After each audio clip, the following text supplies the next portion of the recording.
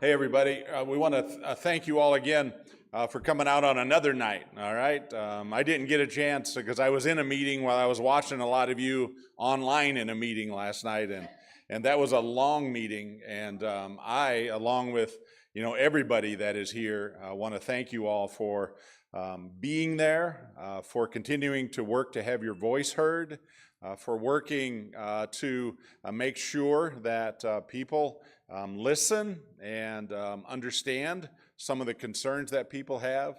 And for all of you that were sitting outside, thank you for all of the effort that you put in to even to sit there and do that. So before we begin tonight and before we talk about other things, I'd ask that you would just give one another a round of applause, okay? Nice job. Yeah. Yeah, why not? You're taking your time.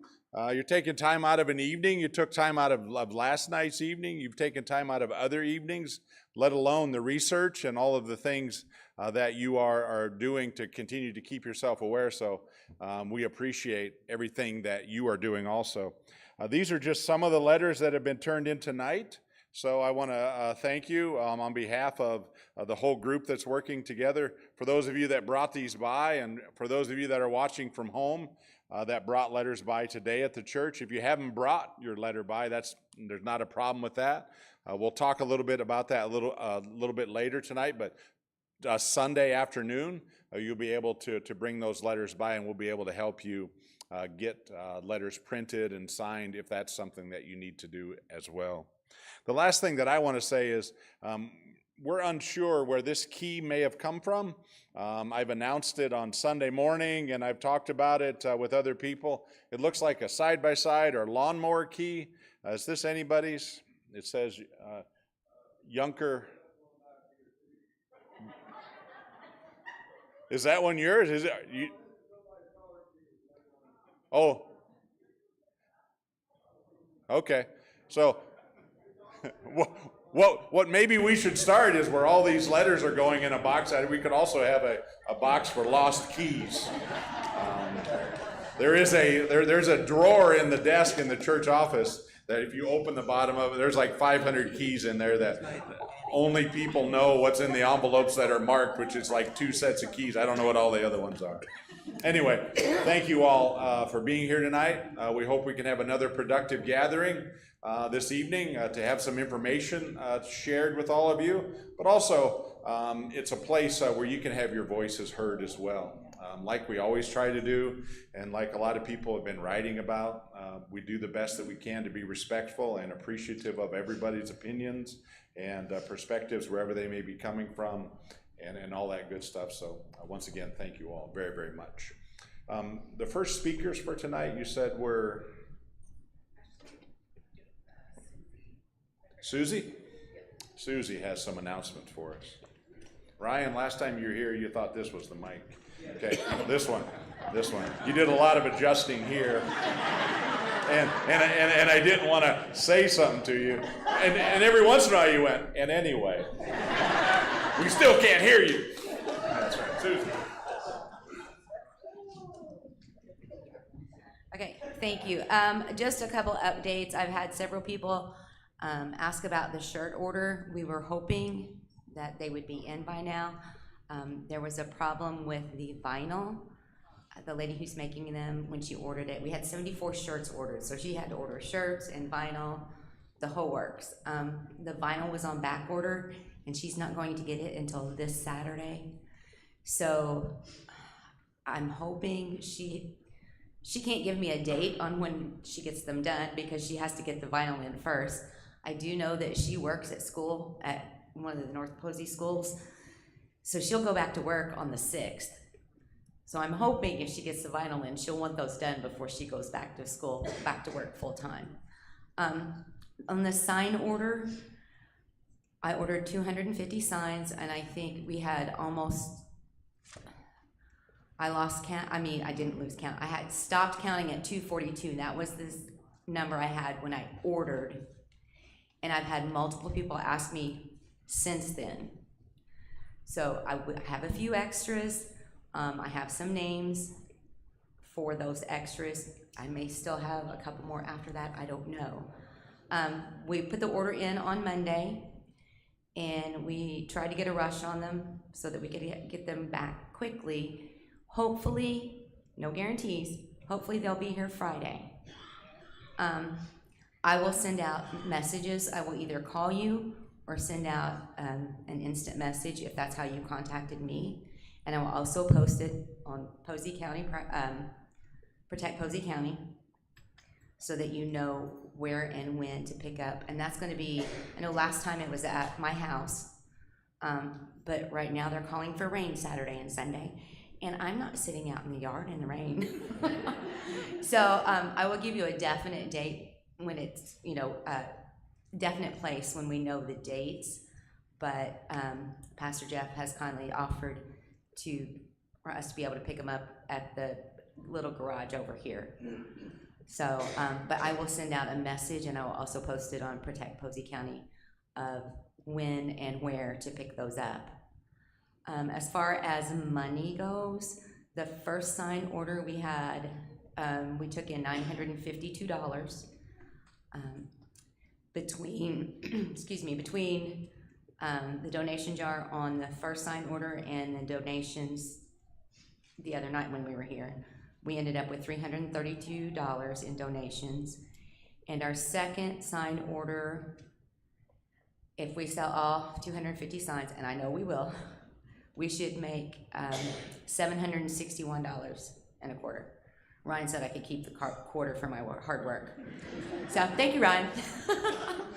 But anyway, so that gives us a good, right around $2,000 to start doing other things with. I don't know that we will do another large sign order. I would have to see, it's a lot to do a sign order. I have 128 people I have to contact for this sign order. So, and I don't mind to do it. I'm not complaining about that at all. But we may, that's 550 signs we've put out.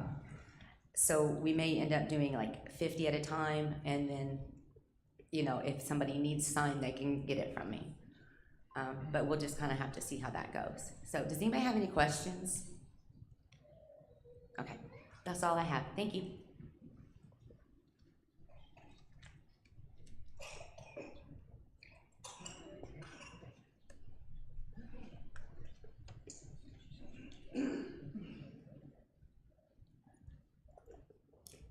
All right, first I want to thank Pastor Jeff. My goodness, how amazing it is for you to allow us to come here on a regular basis. I certainly appreciate it.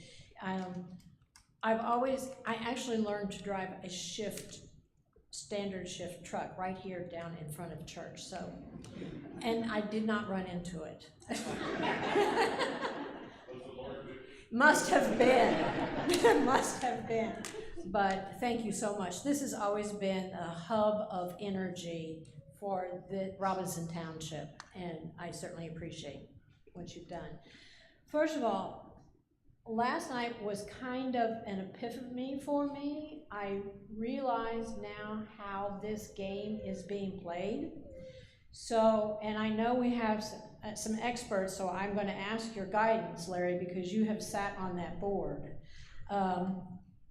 And I don't see Hans, but he was also on the board.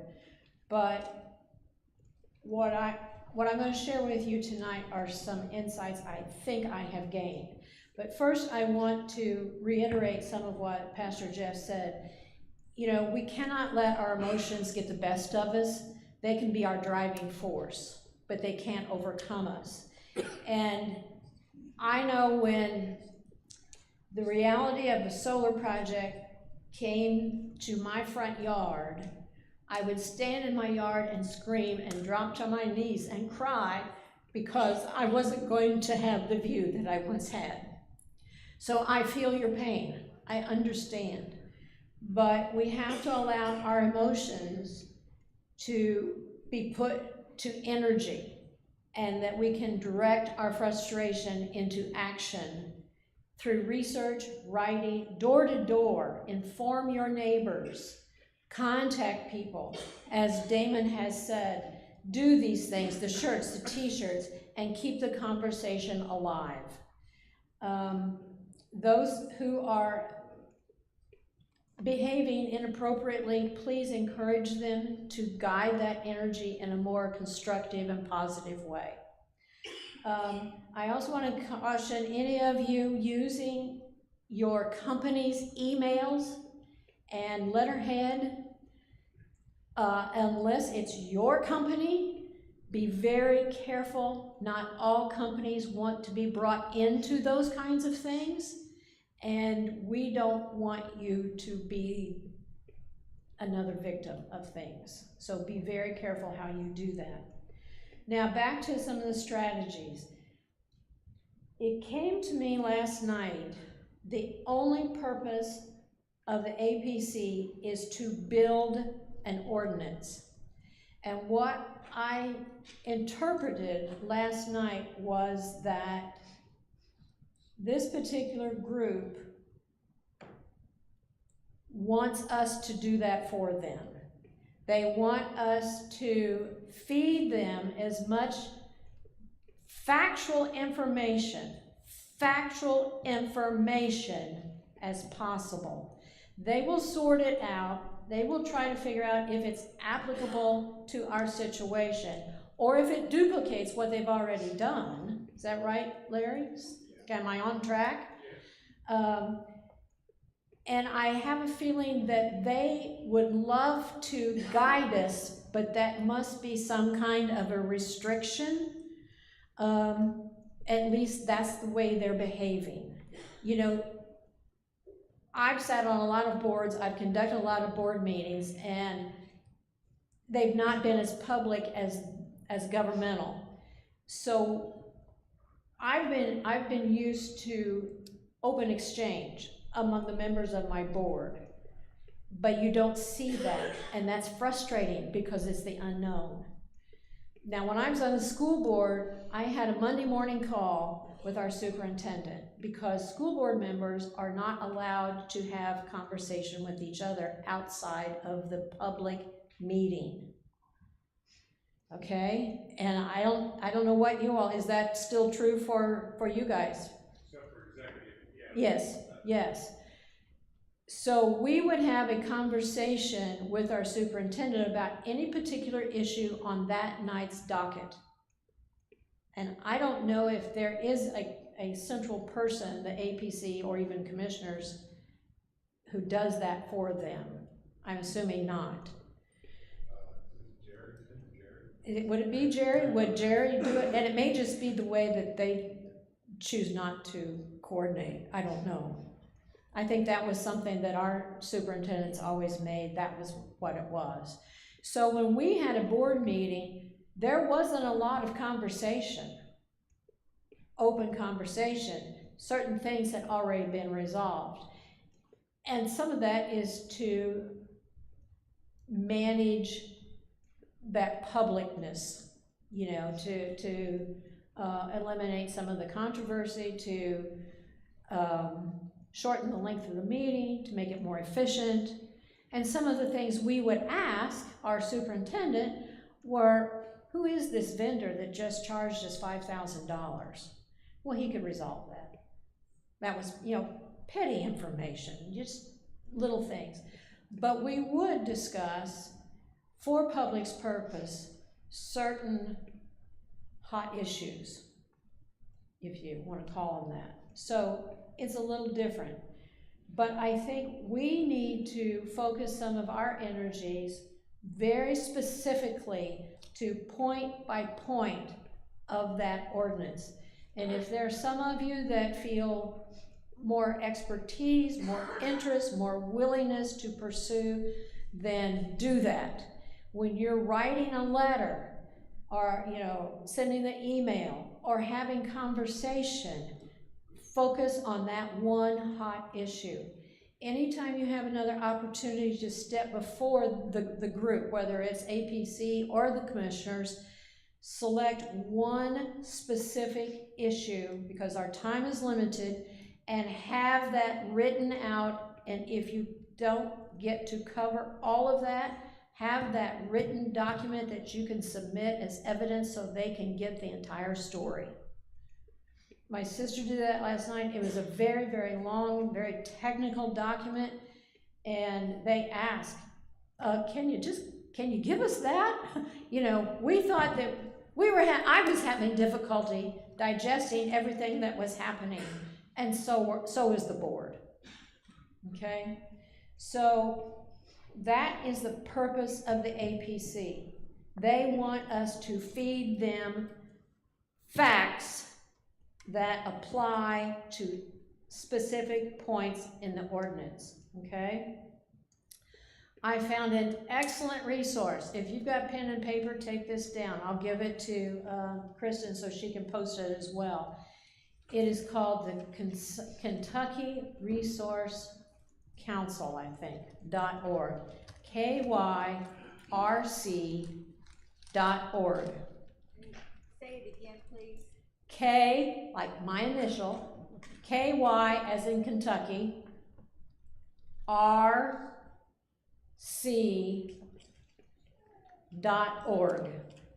And then if it will come up, it has several different documents, guidelines, graphics, explanations.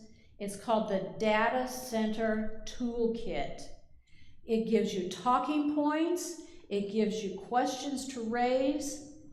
It is an excellent guide. Keep in mind, it is Kentucky. Some of their policies are different from ours.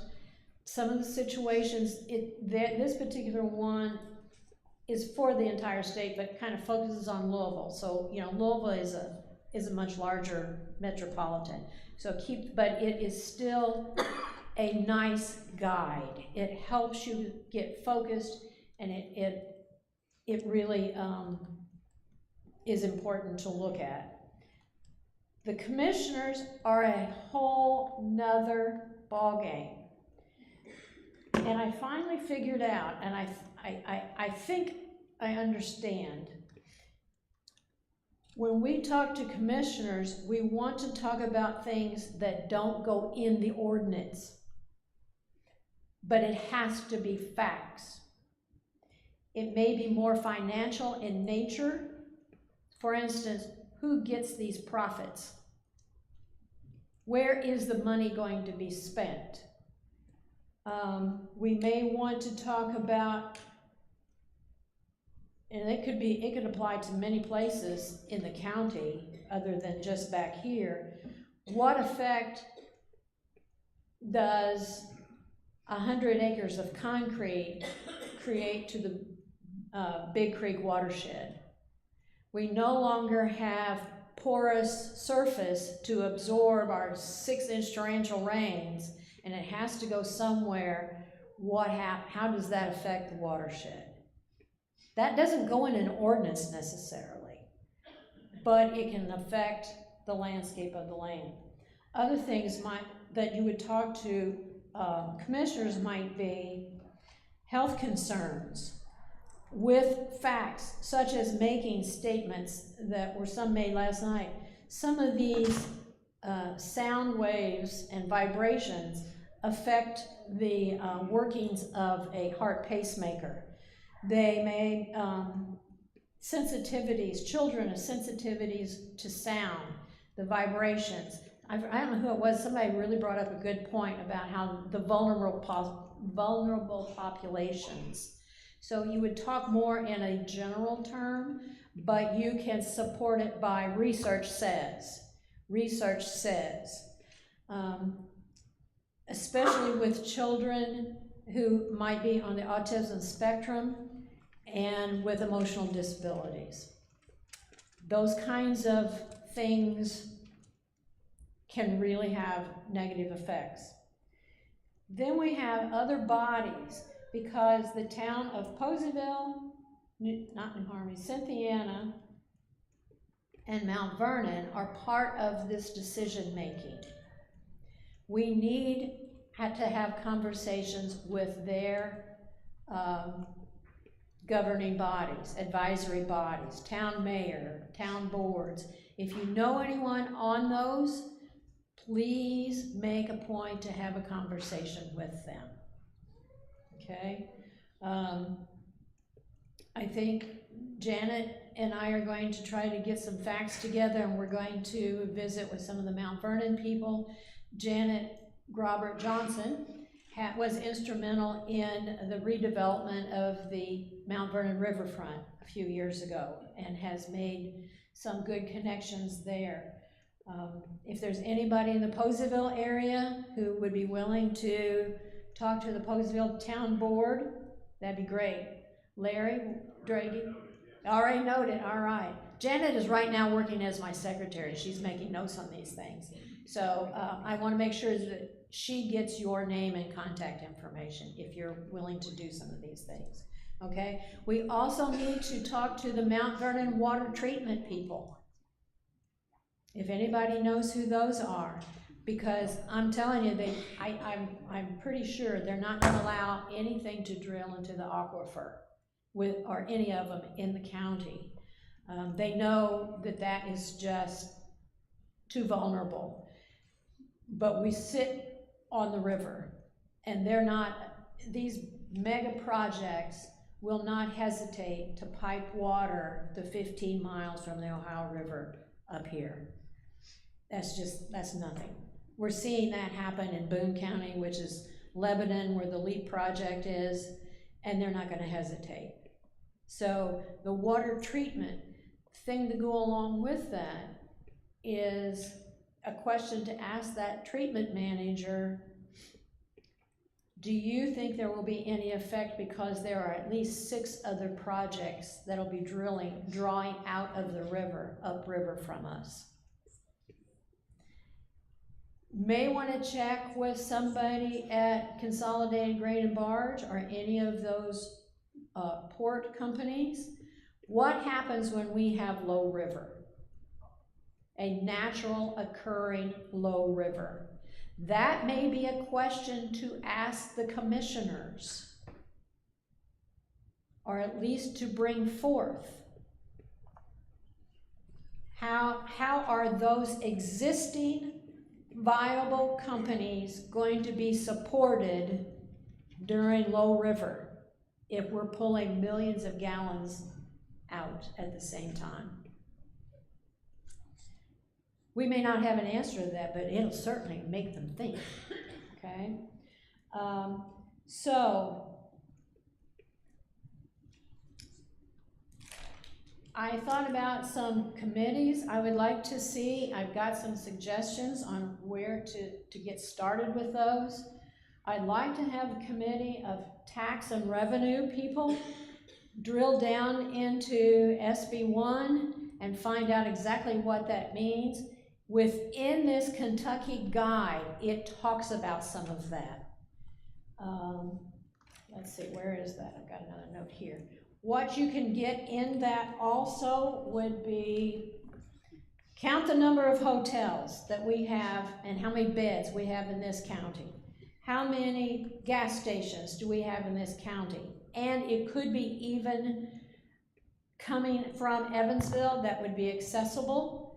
We just don't have many, folks. We're very local when it comes to that.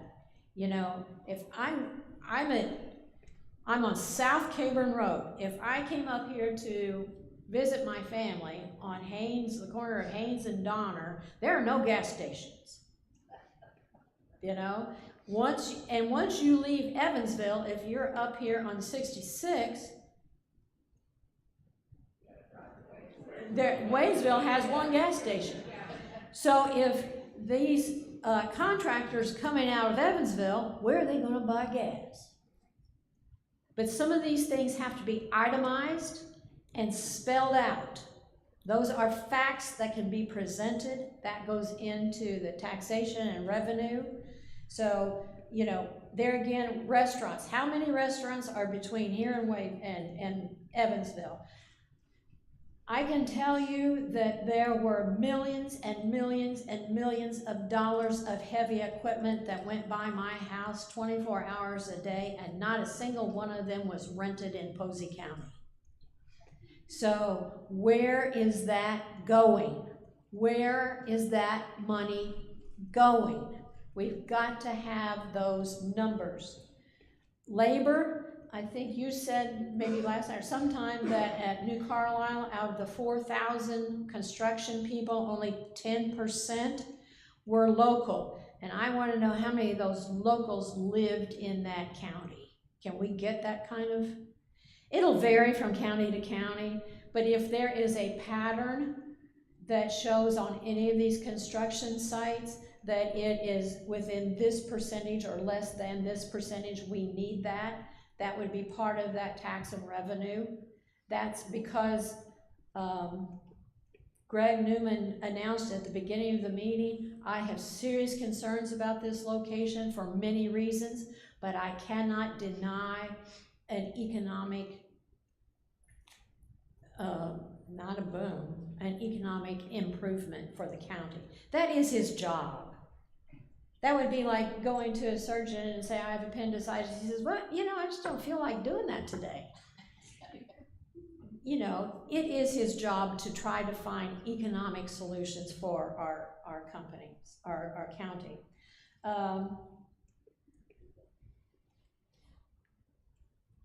Where's my other list? Here it is. Insurance. And I talked to our insurance lady. She mentioned the other night, she and I just had a quick conversation.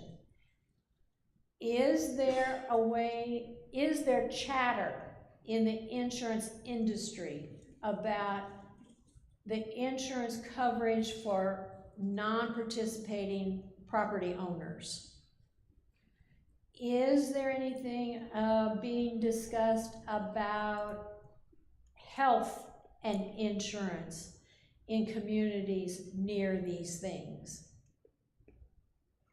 You know, what are some of the incidents look like? Are we seeing, what kind of health concerns are we seeing near these things?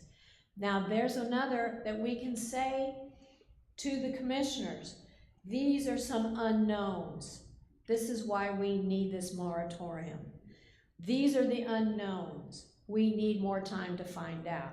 There needs to be more time in you know, national research to get these answers. Teachers. We have several teachers. Raise your hand. You're used to doing that. Teachers, where are you? All right, teachers, retired or otherwise. I need the number of children per building. I need the number of special ed children, specifically your emotionally disabled and spectrum children and those asthmatic children. You've got that data, your corporation has it, your building nurse knows. Call them and find out. It's not enough to say, I'm concerned about the welfare of my children. We've got to prove to them that there is a reason to be concerned, okay? There again, nurses, I know we've got a few here and some have been attending. The nurses, I need to find more research and documentation on pacemakers and how certain, you know, used to be you could not go through an airport, the security thing with a pacemaker because it, you know, it affected things. So we need that kind of information. I think Dr. Hobeck, she's not here tonight, is she, Bobby? Okay, she had some information she shared the last time. We need her to provide that again and have it written out so that it can be entered into evidence, that documentation that can go. Migraines. Anybody here suffer from migraines? Yeah. Does certain sound and light bother you? Documentation. Documentation, folks. There's lots and lots of evidence out there that says certain sound and lights will trigger your migraines. We need those documents. The Havana syndrome, my sister touched on that the other night. If you don't know, that's what is suspected happened to the American Embassy in Havana, Cuba, and that has long-term effects. There's lots of information out there, so that could be something else. Some engineers, I know we have them here. I'd like to know, where are you, Denise? Well, how dare she? She happens to have a close relationship with a civil engineer, and I think he's called her husband. I'd like for him to figure out how many yards of dirt would need to be moved to flatten the field in front of your house. It would be enormous. And that creates a big dust cloud for several days of construction. Now they're gonna say and a construction site has to manage that. They do. But the number is staggering, and we need those numbers. Same thing with the Big Creek watershed, okay? I've already submitted, anybody who has other ideas or whatever, I've already submitted my ideas on the definition of a data center. And by reading some documentation, this is one thing I learned, that the square footage is arbitrary. It's what goes on the inside of that building. We've all lived through enough of the digital world to know that the information is more and more condensed all the time. And when it's condensed, it's just like any other heat generation. It creates more and more heat, and it will demand more and more water.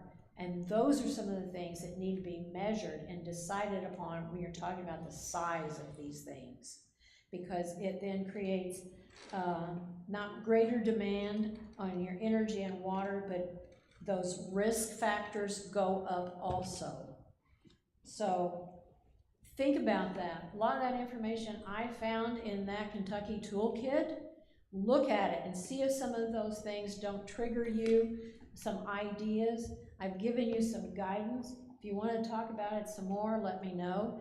Do I have any volunteers? So Janet can get your name and address down for or contact information for the tax and revenue. There's Patrick. I think my brother needs to be on that. You all act like you know who that is. Yes, and he calls one night after one of these meetings. We just pulled into the garage, and he's on the phone. Well, da-da-da-da-da-da-da-da-da-da-da. Write this down, write this down. I said, Richard, I've been gone for days, and I do not want to talk about this at 9:30 tonight, but I'm thinking of it now. Will you write it down? Anyway, insurance. Have you given Janet, you've got, okay, and if there's anybody you want to work with, anybody else on finance and revenue, that can be a big job, so you may need extra help. That's up to you guys. The two of you know, if you want to recruit somebody, do that. Teachers. What teachers can get that information for us? Okay, Matt Weiniger. All right. Health. Do we have nurses in here tonight? Chris? Your wife? Bless her heart. Okay, she could be. We don't have to give where we got our sources. We just. See that camera right up there looking? Hi, Chris. Thank you so much. I think that your husband has volunteered your service. But I think you have teacher friends here that will help you also, okay? And I think we have some other, like as I said, Dr. Hobeck will work with us. Engineers, when is his birthday? I'll bake his cake this year, Nancy. Okay, Daniel Townsend. He probably won't volunteer, but Yeah, I know. he doesn't like the limelight. I know those people. Yeah, okay, good. And it's really just, a small, so we can use it as some things. I have a question for you, and then I'm going to get down. But I want to know, question has been raised, could we take a poll of the county, and could we get a legitimate response as to how many people do not want this thing? Somebody asked, can you do a referendum, and we cannot. But you've had some experience with polls. I want to hear from you now, Ryan, what the success is, what's it cost, if you have any idea? How long does it take? I'm finished. It's to you. Thank you all very much.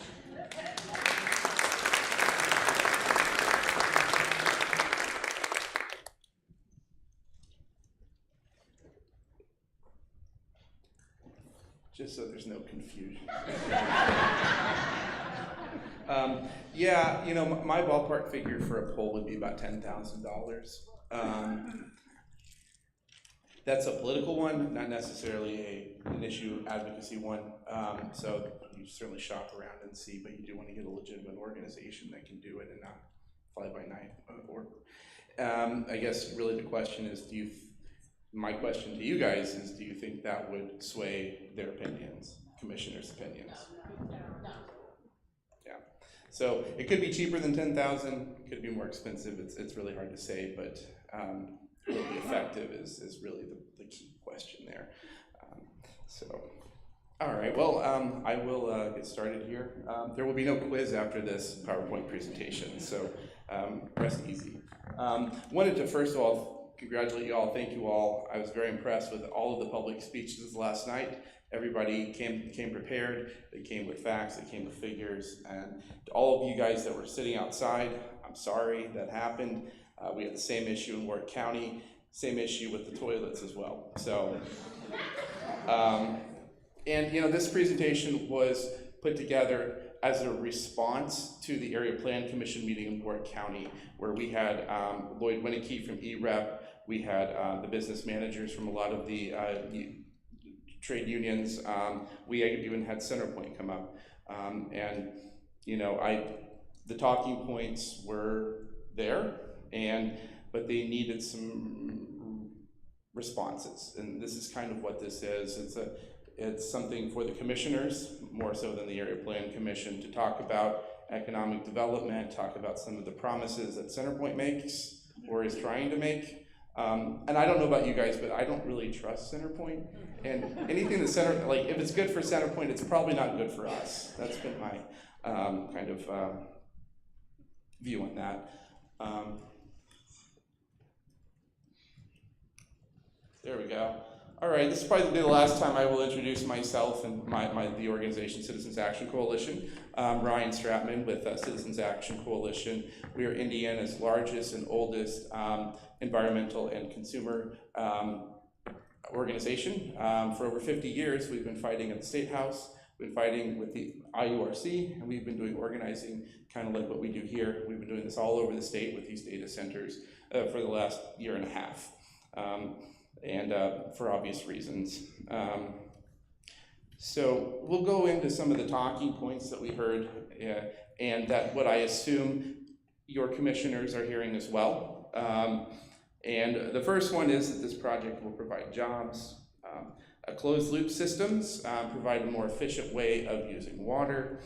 Data centers will actually lower your utility bills and not the other way around. This project will increase local tax revenue.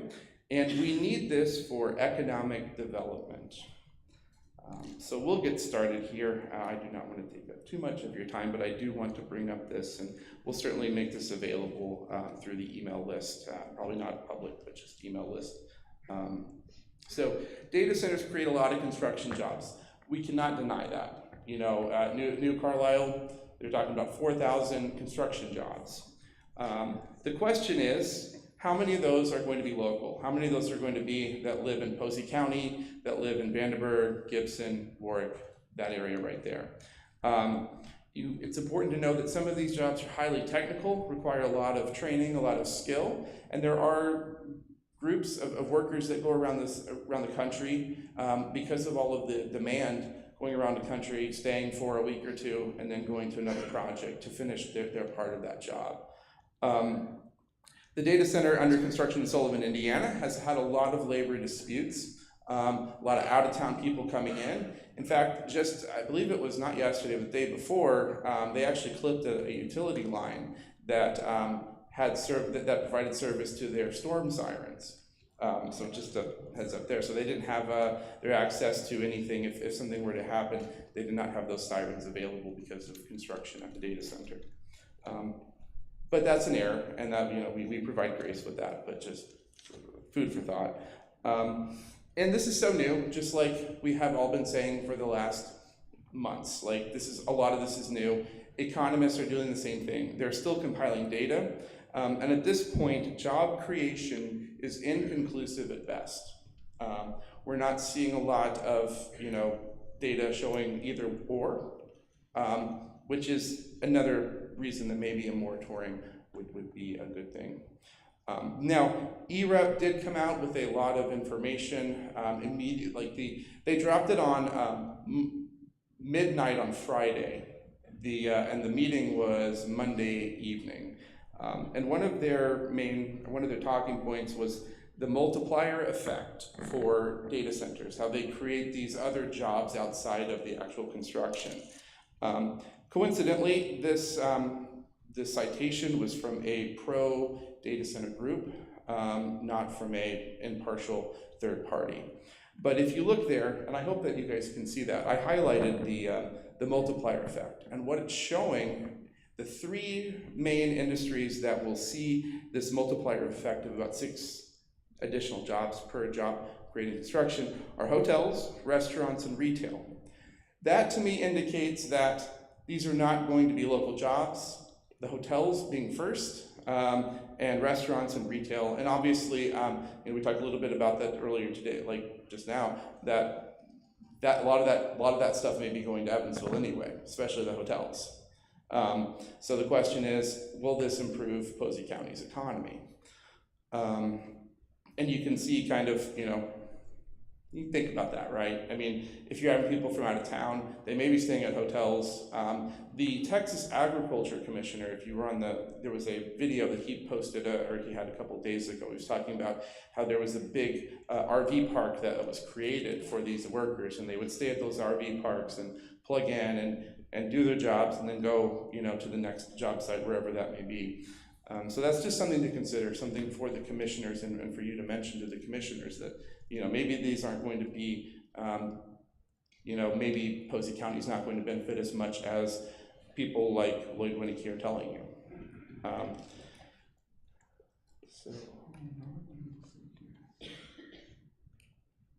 Okay, closed loop systems. Oh, there we go. All right.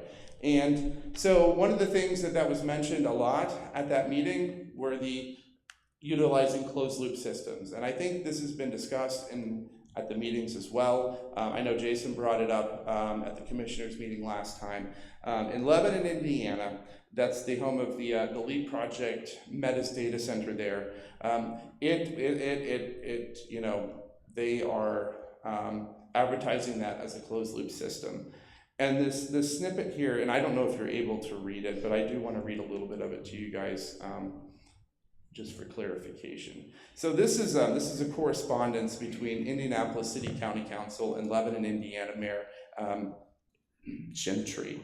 And so essentially the top part there, the City Council in Indianapolis is asking why, because, well, I'll back up a little bit. Lebanon, Indiana is requesting 8 million gallons a day from the city of Indianapolis. And then the city council in Indianapolis said, why aren't you using the most innovative technological, enhancements of this in a closed loop system? And so this is what he said, and I'm going to read the whole paragraph just for clarification, and in case you guys can't read that. While not the purview of the utility to impose on customers, closed loop systems have been evaluated and are being implemented by end users. If it is not believable that the end users would do so for altruistic motives, it should be believable that they have a financial incentive to implement technology to reduce water usage, as they are required to pay monthly fees for every gallon of water they utilize and for corresponding wastewater flows. And this is the part that I have highlighted here. It is apparent there, the emphasis there. It is apparent, oh wow, okay, let's try that again. It is apparent there is a misconception as closed loop systems still require additional water. While closed loop systems reuse water to minimize consumption compared to open systems, they are not completely water use free. Closed loop systems still need water for maintenance, leaks, cleaning, and consume water for cooling. Meta's water usage per the water and wastewater agreement with Lebanon Utilities is limited to a peak of 8 million gallons per day at full build out. So, you know, they can tell you it's a closed loop system and they're not gonna take your water, but that's not what we're seeing on the ground. That's not what we're seeing, you know, it's there in black and white. So Mayor Gentry is essentially saying, Indianapolis, we need your water, thank you very much. And, you know, they're supposed to say, okay, sounds good. You only need 8 million gallons, why not make it 12? You know, that's, so, you know, I will say this, they don't have the narrative here. They don't, people are seeing what's happening in other counties and other states. And they're seeing what's happening in New Carlisle, they're seeing what's happening in Lebanon. And they're not, you know, you don't have to rely on any kind of propaganda for that. That's just a lived experience of these people, whether they live next to one that is in operation or one under construction or one that are seeing their water tables potentially drop. And this is my favorite because I don't, you know, I'm not a Centerpoint fan. And that's one of the reasons I started the Citizens Action Coalition to begin with. That data centers will lower utility bills. The idea and the philosophy is that a data center build out would spread the costs around and lower our utility bills. Sounds great, right? They're talking about it. But we're not seeing that on the ground. We're not seeing that in the IURC filings. So Duke Energy is shifting $216 million in network upgrades for their metadata center in Jeffersonville onto all Duke Indiana customers. And that's in cause number 45647 TEED65. I know some of you guys may be Duke customers here, so I apologize for breaking that news to you if you don't know that already. I&M is shifting more than $400 million of costs connected to their Google and Fort Wayne, and their Google, which is in Fort Wayne, and their Amazon in New Carlisle, which we talk about a lot, data centers to the grid onto their customers, and that's cause number 46301. Our analysis shows, and this one hasn't been filed yet, that I&M ratepayers will potentially be on the hook for about $2.5 billion in new power generation over the next decade. And if you guys had been paying attention to the news, there was a couple, I guess last week, Rockport had announced that they were building a new gas plant. That gas plant is for I&M customers, not for Centerpoint or Duke customers. It's for I&M to power these large, massive data centers. And then there's $896 million in transmission upgrades for the metadata center at the LEAP project. $9 million of that will be paid by AES Indiana customers, so that's Indianapolis, $210 by Duke customers. And then there is this opaque Wabash Valley Power Alliance, which is kind of like an REMC. It's not a publicly traded, so a lot of the information is not publicly available like they are for the other investor-owned utilities. But $627 million is going to be paid by Wabash Power Valley Alliance. We're not sure what the breakout of that is because we don't know, and we probably never will, unfortunately. But they are good PR people. They're great PR people. That's how they get, you know, that's how they move up in their companies. So this was May 26, 2026, so a couple months ago. So I&M customers will see a rate decrease, okay? And I have part of that highlighted. One part of that is up at the top there, and that is $6 a month. $6 a month, right? So, time to pay off that mortgage if you have one with that. But then they say at the end, this isn't the end, this is just my screenshot, but this is made possible by the load growth and increased revenue the company is experiencing from large customers, including data centers. So that's a big talking point, and you're going to hear that from your commissioners, that this is going to lower costs, and it's lowered costs already. It's important to understand that utility regulations are at the state level, not at the federal level or at the local level. So anything that comes out of another state is not necessarily what's going to happen in Indiana. For the last 30, 40, 50 years, the utilities have really run the show up at the State House because they spread around all their money, and they get the lobbying, and they get, you know. So we're not seeing, I guess the long story short here is we're not seeing these in the filings. The reality does not match the rhetoric here. So, and this is a good one here too, and it was brought up, earlier as well. Economic development. So, many of the speakers at the Area Plan Commission in Warwick County talked about how this will be good for the regional economy and provide additional development. The facts on the ground are demonstrating that data centers use so much energy that it may stunt future growth due to the energy constraints that we're seeing. So you get a facility like in New Carlisle with 2,200 megawatts, which is enough to power 1.5 million homes. And that's just an increasingly, that's gonna strain that grid even more. And so what we see here for the INM, which is where New Carlisle and the Fort Wayne one are, in IURC clause number 46097, the president and CEO of INM stated that the capacity needs of the large load customers require significant resources, and this in turn impacts the opportunity for other new loads to be serviced without delay. In some cases, INM has communicated it could be 7 to 10 years before any capacity may be available. Right, so if we're having another company, like say AstraZeneca wants to expand. Oh, sorry, I apologize. It's my bad. No, I'm good. Yeah. Oh no, you're okay. We're all on the same page, right? Okay, good. So we're seeing that in INM, but that might be a one-off, right? But we're also seeing that in Duke Service Territory as well. Josh Staton of the River Ridge Development Authority stated that Jeffersonville may not be able to meet demands for future development. Duke Energy may not be able to currently serve any additional businesses at their commerce center there. That's where the metadata center is located, with required energy loads as low as 5 megawatts without a delay of several years. Excuse me, I'm sorry.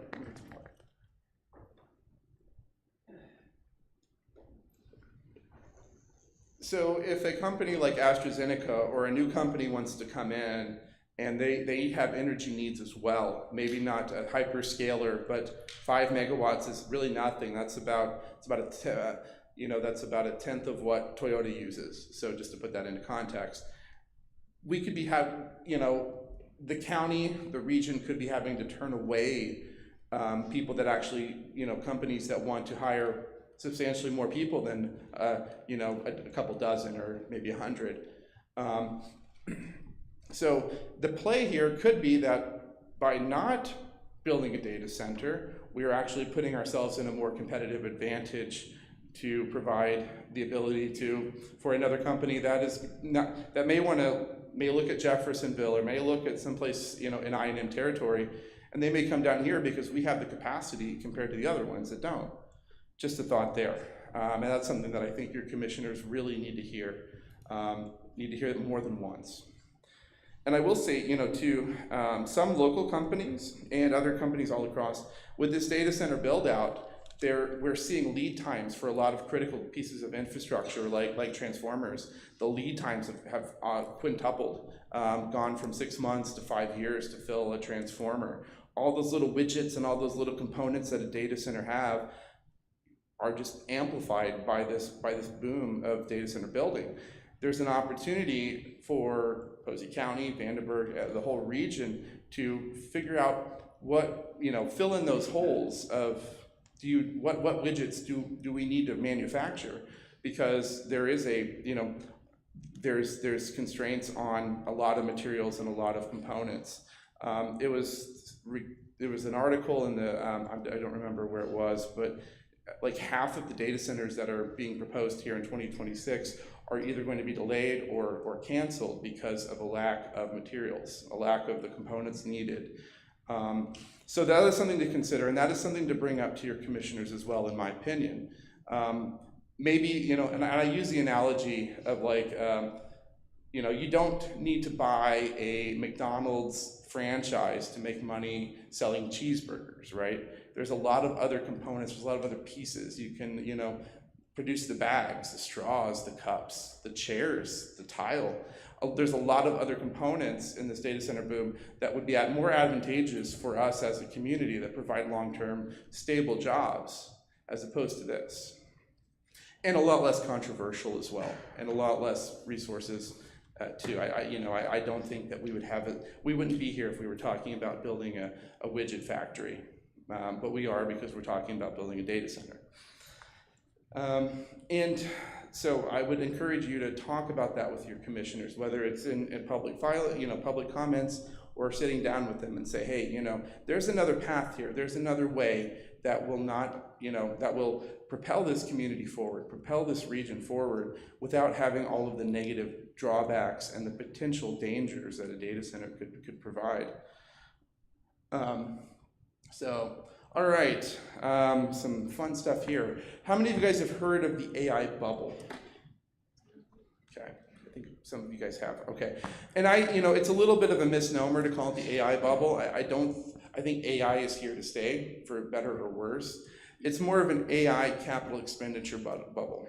Because it is estimated that the complete AI data center build out in the next decade or so is going to cost $7 trillion. It's a lot of money. That's about $2 trillion more than Germany's GDP, which is the third largest economy in the world. And the bigger the data center build out, the more the costs increase for materials and labor, because the demand is not meeting up with the demand is exceeding the supply on that. So you're seeing people competing for labor. So you're seeing six-figure salaries for labor. Sometimes 200,000. You're seeing components that are would cost $1 cost them $3 now. So it's just getting more and more expensive. And as they continue to build more and more across the country, it's just going to continue to increase because, again, and I'll go back to that previous slide, the components are not being fulfilled as much as the data centers are. They are increasingly using debt to finance data centers. And the more they borrow, the more expensive it is to borrow even more. So I would say Oracle, who builds the data centers for OpenAI, Sam Altman's company, just got their credit rating reduced to a BBB negative, which is one step above junk bonds. So investors are starting to wonder where this is going. Where's the money? We're spending all of this money to build out these data centers, but are we going to be seeing returns? I said, I'll go back to Sullivan, Indiana. They actually had to rely on junk bonds to finance theirs. So that investors are saying, we don't believe that this is going to turn a profit. We don't believe this is going to, make the money that we want. So we require a larger coupon payment. We require higher interest rates to get that because this is bigger risk for us than something else, like a treasury bond or something. So like I said, AI is here to stay, but can these companies recoup their investments? $7 trillion is a lot of money. I don't know how many of you guys pay for AI at any point. And I would say too, we moved in the group to not do any, not approve any AI images out of principle. But I would say it may not be a bad idea to open that back up again, because quite frankly, every prompt, every image, every cat video, everything like that, they actually lose money on. They're not making any money. And the gap between the expenses and the revenues are expanding. They're not getting closer together. They're getting bigger. And one thing to consider too with this, compared to others like a phone or any other consumer technologies, is that this is a highly competitive market, and unlike other industries, the intellectual property is not protected. So if a company like OpenAI develops this brand new program that can save you a ton of money on something or whatever, there's nothing to say that Gemini can't come in and copy that code. So if OpenAI spends millions or $100 million to develop this, you have a free rider there and the other companies that can just kind of, ride the coattails, right? And that's not good business practice. That's concerning because there's no competitive advantages that you're seeing. So I tried to do this, and I hope that you guys can see that. Some of the numbers may be a little bit hard. It looked a lot better on my computer screen than it probably does up there. But there's a website called Is AI Profitable Yet? You can go view that. And it's a real-time calculation of what these companies are spending versus what they're bringing in. So the top one there, you see the red line, that the top company is Amazon. The red line is what they're spending. The green line is their revenue. Big difference, right? Big distance. And there's if you go down and visit that website, I encourage you to do that because it does it in real time. And I kind of put a timer on it for Amazon, and I timed it for a minute. I kind of multiplied that out, and it's about $500 million a day, I want to say. So, right, you know, and then I have a couple of other screenshots of some headlines there. AI's $5.8 trillion build-out needs every bond flavor it can sell. It's reaching, right? There's only so much money. There's a finite amount of money, and every time that people don't invest for altruistic reasons, they invest to make money, to get their returns back, right? And they're expecting these returns, which leads to that Forbes headline. AI spending is surging faster than revenue, and markets are repricing. So, you know, and I'll just put a disclaimer on here. I didn't know if I should, but I'm not a financial advisor. If you want to make financial decisions, I encourage you to go to your financial, advisor. But you know, the numbers don't add up, right? The numbers don't add up to look like this is a long-term, stable investment. But I will say though, a lot of this may come out in the wash, and we may have one company that kind of takes the whole market, and the other ones will fall by the wayside. It's hard to say, and I would say that too, that it could be Amazon, it could be Google, it could be a company we've never heard of. They are receiving, and I will say this too, a lot of companies are because they're big, the way that they plan on making this money is through not individuals, but through companies doing this. And some of these companies are not seeing the returns that they anticipated.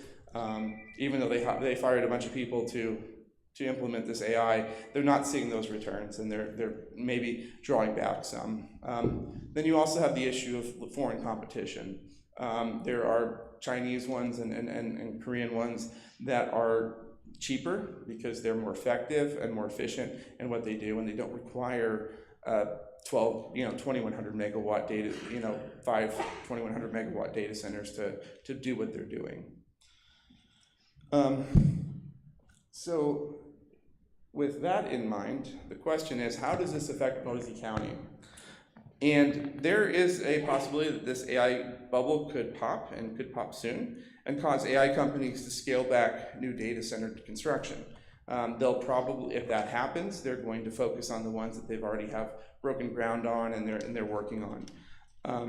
And this is one of the reasons why delaying is a great tactic for us, because we don't have to write out a new commissioners or a new area plan commission. We have to write out this. This could be tomorrow, it could be a couple years. It's hard to say. But the numbers are showing that there are cracks in this dam. There are issues being brought up by investors. Credit Suisse, Jefferies, a lot of investment bankers and financial analysts are saying hey, it's time to reassess our stock balance, our stock portfolio, our technology portfolio. I heard somebody say that her financial advisor called her and said, I'm taking all your money out of tech right now. I'm gonna put it into other things. And this bubble is a strong reason for a moratorium as well. This will allow the bubble, or if it is a bubble or whatever it becomes, to work itself out. And we may be at a competitive advantage compared to other communities and other regions if we don't have a data center. If we are the ones that buck that system, and we're at this, we don't have these stranded assets, these toxic assets on the county's books, or having to deal with that. And I will say too, the potential of a bubble should be factored into our ordinances. There should be assurances of decommissioning. there are other issues as well that we can talk about and look into about what other communities are doing. Maybe having an ordinance that says, if this is being financed by debt, this debt cannot go below a certain threshold. Otherwise, we're going to have to pay, charge penalties, those kind of things. And we are seeing as well a lot of, not a lot, some of these companies that are developing them and some of them that own them, like Meta, are transferring or selling partially or wholly their data centers. They are cashing out before, seemingly they're cashing out before the fan hits. Something. So, that's all some food for thought for you guys to kind of help you guys understand, where we are, what they're saying, why we disagree with that. We have it on record. We have public records showing a lot of this stuff, and a lot of it is common sense as well. The analogy of McDonald's, like I would say, like Berry Plastics, like they make the cups, right, for McDonald's, and they do that well, right? We don't have to have a McDonald's franchise headquarters here to make money from McDonald's. We don't have to do that either for these data centers. And if you remember your history, we built the LSTs. We built a lot of this stuff during World War II, the Thunderbolts, a lot of ammunition. We are that kind of community, and I'm saying it's a big whole Southwest Indiana. We come together and we build things, right? We don't just let people walk all over us. And then I will leave you with the great logo. I think that's so. Thank you all. I appreciate it. We'll get these slides out. If you haven't signed up for the email list, I encourage you to do that. If you have any questions or anything about that, if you want to present that. Yeah, I just have a question because that information is so great, but for us to say it because we haven't done the research or. We don't have the sources, so when you post this on Protect Posey County, will you have some of those article sources so that we can quote? Because absolutely, yeah. It's great information, but I can't just say it if I don't have where it came from. Absolutely, yeah. I will work on getting that for you, and it's great to print that stuff out and give that to the commissioners because they have to put that into evidence. So they, not just saying it out, but printing that stuff out and giving it to them is good. I will get that part of that piece of that as well. Can you answer a quick question? I hope. Maybe just your opinion more than anything, but you talked about this could really hurt our economic development, possibly by all this electricity use. Yeah. Our county has an economic development committee or commission. Is it possible that they could be an ally for us in the light that we may not be able to bring in new business with the data center here because we won't have power to do it? I don't know where they stand. Is that something anybody else has got them in the loop to oppose these data centers? Not particularly in that issue. It has, it has opened some eyes up though. In Indianapolis, they're in the process of passing a moratorium themselves, and that was one of the pieces. So, to go there and to say, hey, this is what we're seeing across the state. There's just a limited capacity for this energy. And I'm concerned that if a company wanted to open up or expand, we could be at a competitive disadvantage.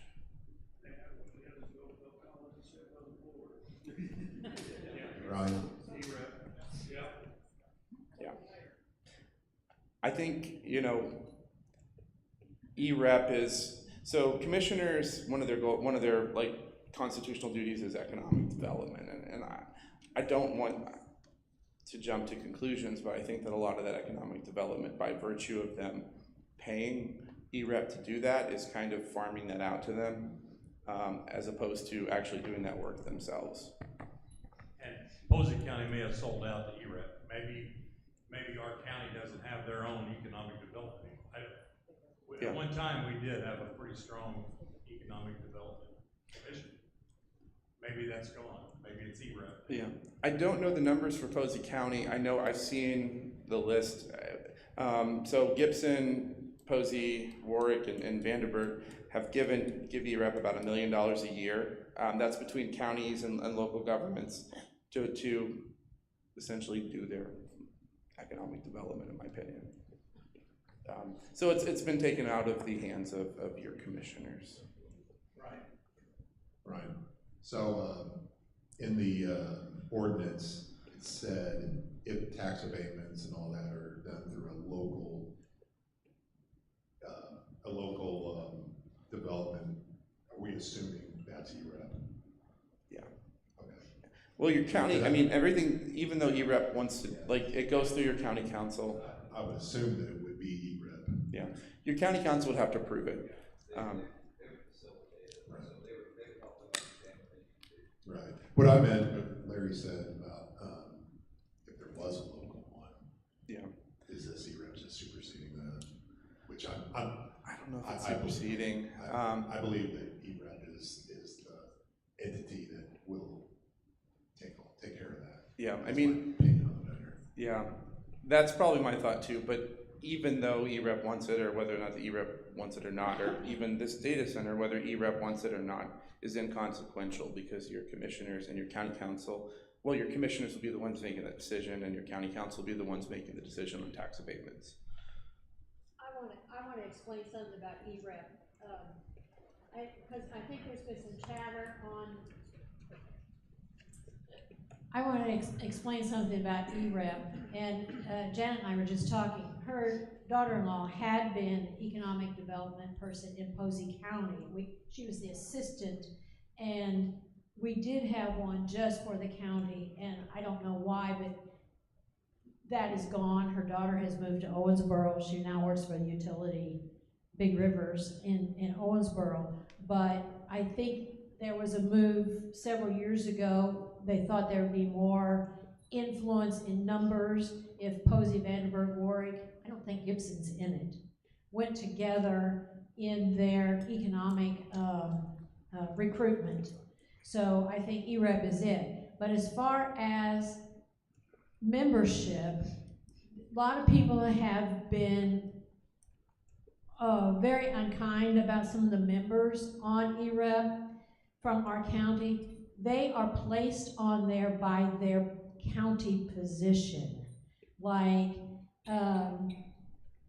the president of the county council, president of the commissioners, I forget who some of them, by their elected county official are on EREP. It's not because they are the person who wanted it necessarily. It was the position they were hired to do in our county, and this is part of it. Okay? So just to kind of clarify some of that. Yeah, and conceptually, it's not a bad idea to gather and resources and pool that together. That's not a problem. You know,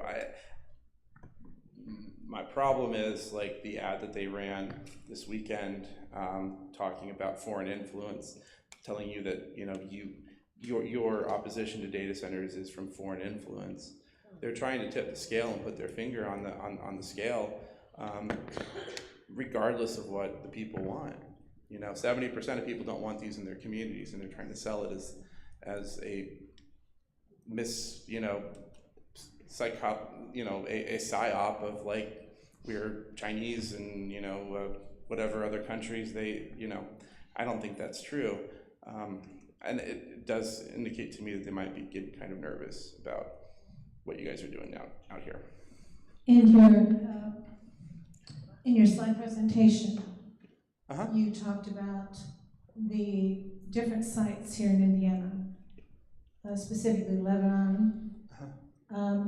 What size? None of those that you referred to are hyperscale, are they? Yeah, they are. They're all hyperscale. So New Carlisle is about 2,200 megawatts. Lebanon, Indiana is about 1,200.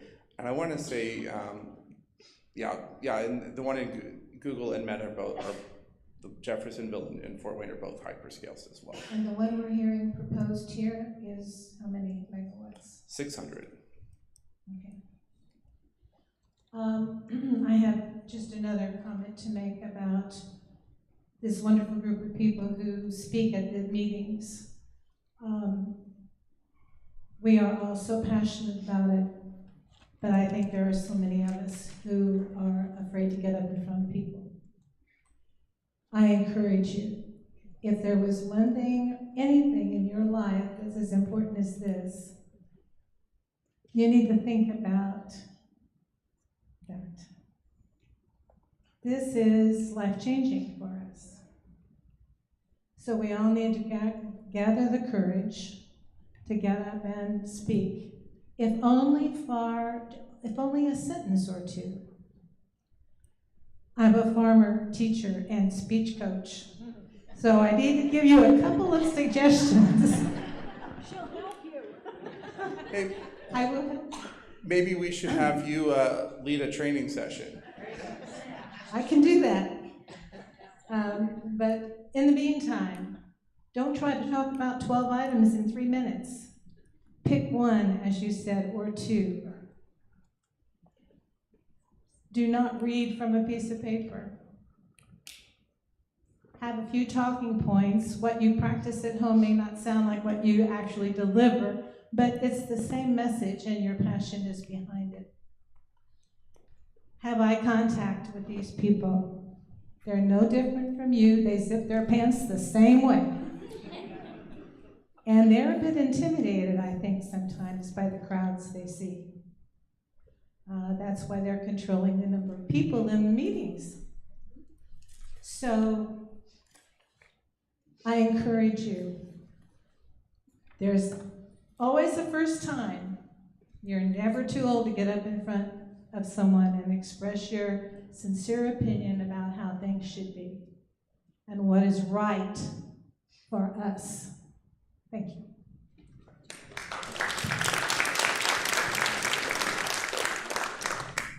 I got a question. Yeah. When you gonna comment on her first? Follow up with her? Yeah.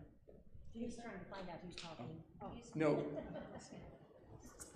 we got the mic coming, I think. I'm not an economist by no means.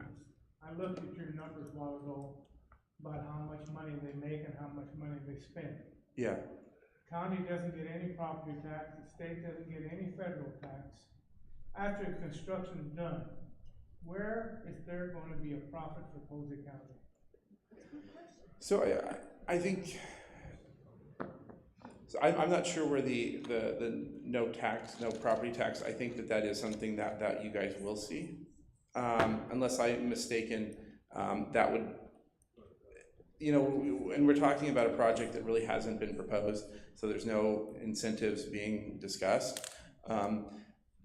There was a number floated at 10 million, and I tried to get that context, and I didn't get that. Does that sound familiar? That was mentioned at the commissioners meeting, I want to say. I said it, they told me. They told you 10 million would, okay.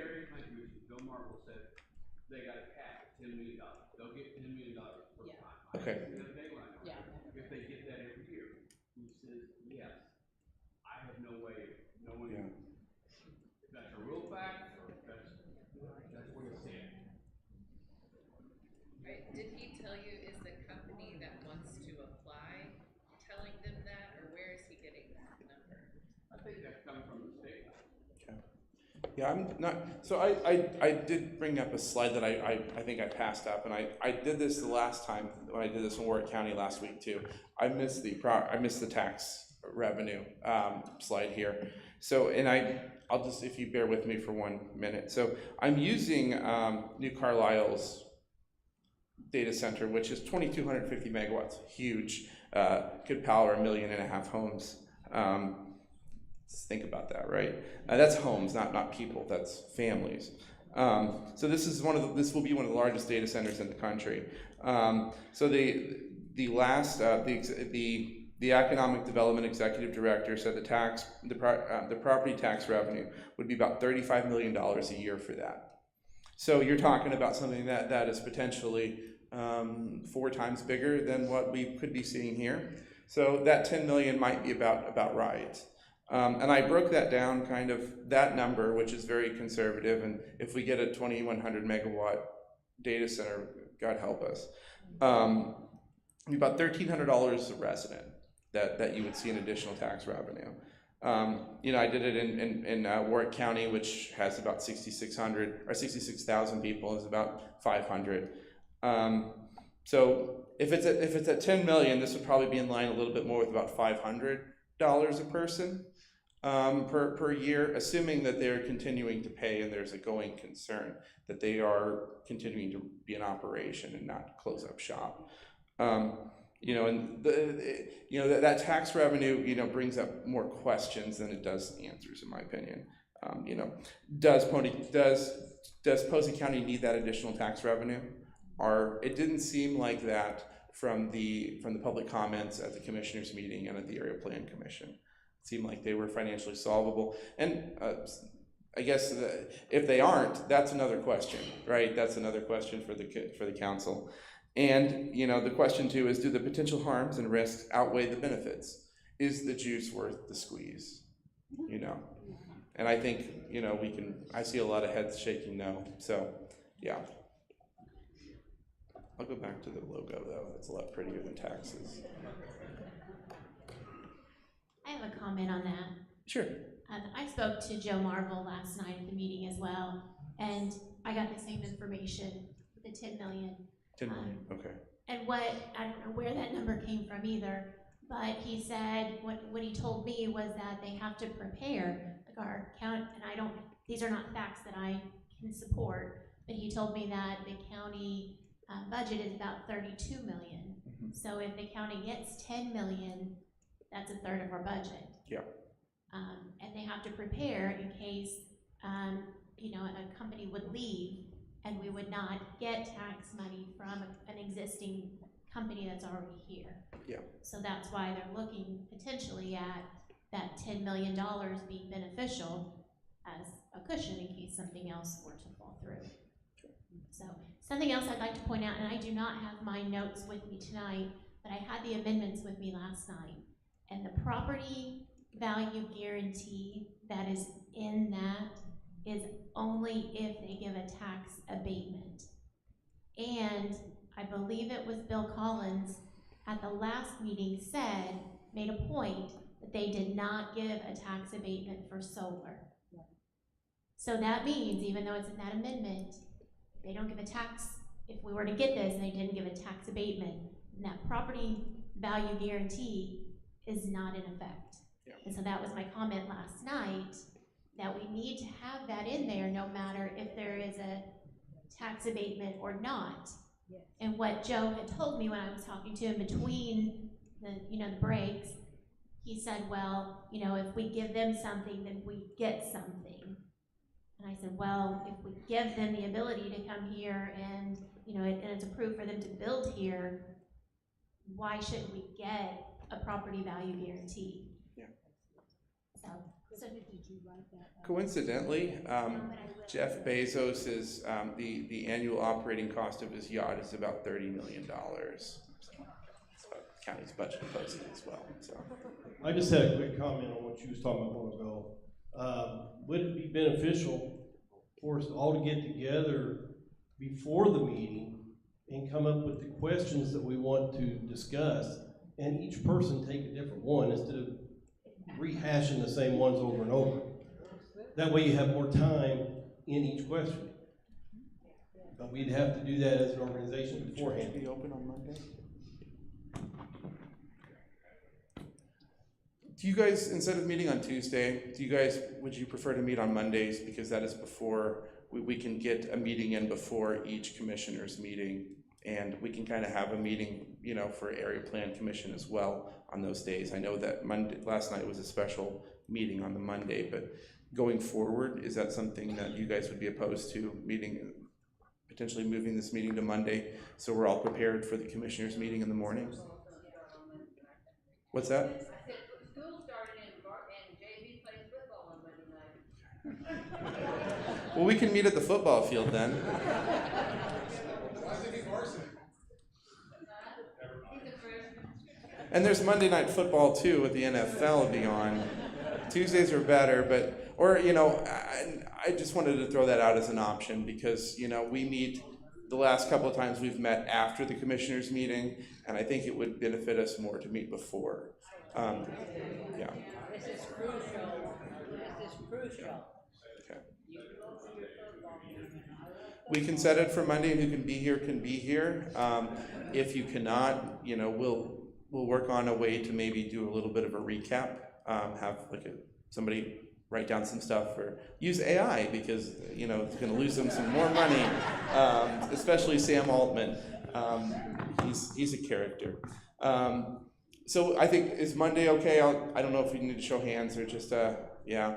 That way when we meet again, we'll be prepared for Tuesday morning, and we'll have a unified message that can, you know. So okay, perfect. Appreciate it, Jeff, for.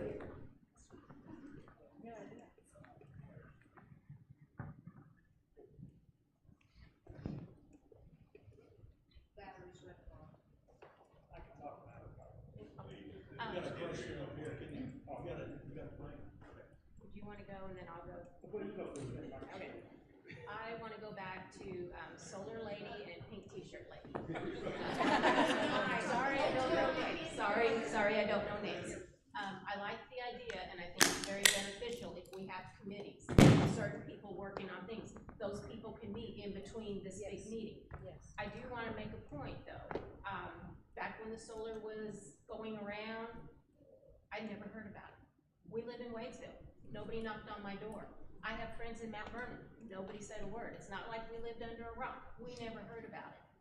I looked up the population for Posey County. Back in 2020, it was 25,000. This represents 1%. We're not getting the word out to the other 99%. We need to be getting in the neighborhoods. We've got 4 districts. Maybe we'll have enough people, and you can put us down as maybe we need to organize, get certain people. I absolutely would not want to speak in front of a commissioner, but I can knock on people's doors. I ordered 10 signs so I can go to my neighbors and say, hey, this is what's happening. Can I put a sign in your yard? Here's some information. We can do a talking point sheet. That's easy enough to pull together. I can do that. I can hand them a piece of paper and say, hey, if you have questions, here's my number. But we got to get out to the other 99%. Not everybody wants to talk at a commissioner meeting, but they will make a phone call. They will talk to their family, and we will get more people involved, and we've got to get more people involved. I agree, yeah. One of the things that we're doing at Citizens Action Coalition, and this is Susie's idea, not ours, we're gonna be sending direct mail to all of the neighbors around this area, about 1,600 pieces of mail with a postcard telling them that there's a potential data center, learn more about it, and encouraging them to do their research. So that's something that we'll be doing in the next couple of weeks to get that out to local residents. The bigger picture, right, is how are we going to do it? How are we going to get the word out to Poseyville and New Harmony and Mount Vernon and Cynthiana? And it is knocking on doors. We've got 4 districts. We need And Western people in Vanderburgh each County, district. yes. We've got 4 districts. It's not hard. You know, we are filing for a nonprofit status, and one of the things that will allow us to do is to put ads onto Facebook and things like that to get people engaged and involved, and you can kind of micro-target that. My background before I was in accounting was in politics and consulting and stuff, so I am familiar with ways we could, you know, with some money, we could get a list of phone numbers for and Cindy is raising her hand, she has Van. I'm volunteering, Jake Mitchell. He's back there curious to me, but if you guys will divide into teams, and we'll give you the phone numbers and addresses for people, we can do that. Who do we contact? Who do we talk to? Because So I guess you could just talk to me, and we'll get teams together. okay, what's your name? And I think they did a sign-up sheet at one of the earlier meetings, and I've not heard anything from the sign-up sheet. So okay. I'm just waiting, so I just thought I would make So, the yeah. comment that this is 1% of the population. We are working on the community engagement, and that's part of the community engagement committee. There's gonna be a call on Friday. Okay, Kristen, we'll get some more information on that. So, there's ability to call people, there's ability to just create some, a Google Voice account, and we can put an image together, email that image. That's absolutely free. We have the phone numbers. It's a copy, paste, send kind of thing. Way to get that word out to people who are not as paying attention as everybody else here is. So I will probably be on that call then on Friday. I can give you my experiences with what I've done in the political spectrum to kind of help with that canvassing and directors and stuff like that. So yeah, and Kristen will be touching upon that on when she gets up here. So one thing I wanted to clarify: you got a slide that showed Amazon being way in the red, spending more. Amazon's a very profitable company. It's only what they're spending on AI. Yeah. Their profit is coming from all of us idiots who buy stuff on Amazon and have a Prime membership, paying for them to build an AI center someplace else. Yep. And I'm guilty of it too. I'm not calling. I'm an idiot too. So one thing to consider is, do we want to support things like that? Cancel your Prime. Cancel your Prime. They keep going up, and they keep reducing the benefits anyway. Yeah, so that's why they can, and they will keep building because they can afford to do that, because the entire United States population is supporting them with Prime memberships, with Amazon. You see Amazon trucks running around every day. So that's one thing to consider on that. They're like, that red line is a little misleading because they're so profitable. That's fair. Yeah, that is fair. This is their AI portion of it. But at some point, that's going to start eating into revenue on their other side, especially if we start to, not buy from Amazon to begin with. And if the Amazon truck is behind you, maybe slow down a little bit so it takes a little bit longer to get their stuff, right? A little bit of peaceful resistance there.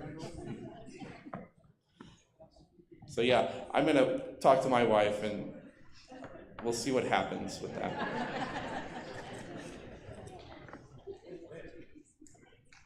Okay, so on the land value guarantee, if you read the fine print, so-called fine print, it's all the same size, but they indicate that the data center, if you fall in their 1 mile, that they will reach out to you and they will have a appraisal done on your home after the second approval of their permits.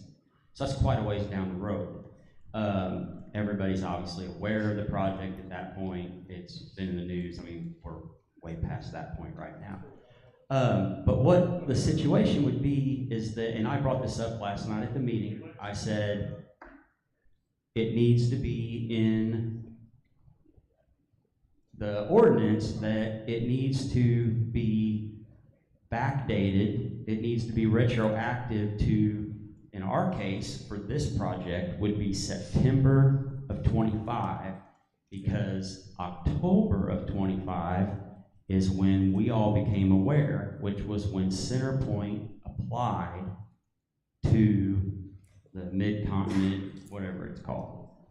So anyhow, and I understood his response. It took me a minute to figure out exactly what he was getting at when the attorney responded to me and said, it can't be that way. And then more I thought about what he was saying, I got it. So they're writing the ordinance to cover everything. So this ordinance covers anything that would get a federal money or state money, or local money that would have to give a land guarantee. So if Scott Paper Towel wanted to build and they had to give a land guarantee, it would be in the ordinance that said they would have to appraise after the second approval of the permits. So they want that to be equal to all. So that's why I think maybe we need to push for, maybe it needs to be case by case. Maybe it needs to be business by business. For this data center, it needs to be retroactive to then, because it is, I'm in the not the real estate, I'm in the general contracting business. So I've dealt with realtors and I've dealt with appraisers, and we all know that it's very difficult. If you live on the west side, the farther west you get, you know how difficult it is for appraisers out here. A lot of them struggle hard when they get to a house with 5 acres and a pole barn, or 7 acres. They like a quarter acre in a subdivision. They get equal comps real quick, and they know. It's very difficult when you get out this way. Several years ago, I was introduced to a guy who is very, very good at West Side property, very good at the land values. He understands the desirability and everything. I reached out to him about my own property, and he was the one. He told me, he said, it is imperative that you and your neighbors make sure you're all on the same page, and if people are going to get their properties appraised, they all need to be retroactive to September of 25. And so I think even though whether they get money and we get a guarantee or we don't get any guarantees, I just think it's important that everybody looks out for themselves and reaches out to an appraiser. And I don't mind sharing this guy's name. I'm going to stand up here and blow his name out right now, because like he told me, he says, I'm a one-armed wallpaper hanger right now. I am busier than I'll get out. But regardless of whether I did your appraisal this month or 4 months from now, it would be an appraisal based on September of 25. So it's not urgent that it has to be today.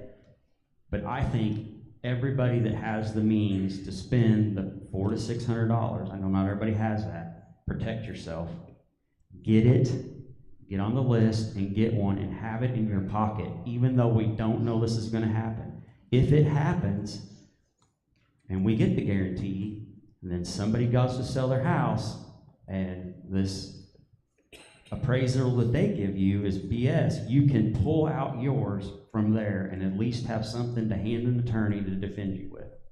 We have it. I have it here. This is exactly what my customer's house was worth the month before anybody knew a thing. Nobody knew nothing. So I just think that that's very important, and I also think trying to convince them that it needs to be a case-by-case basis.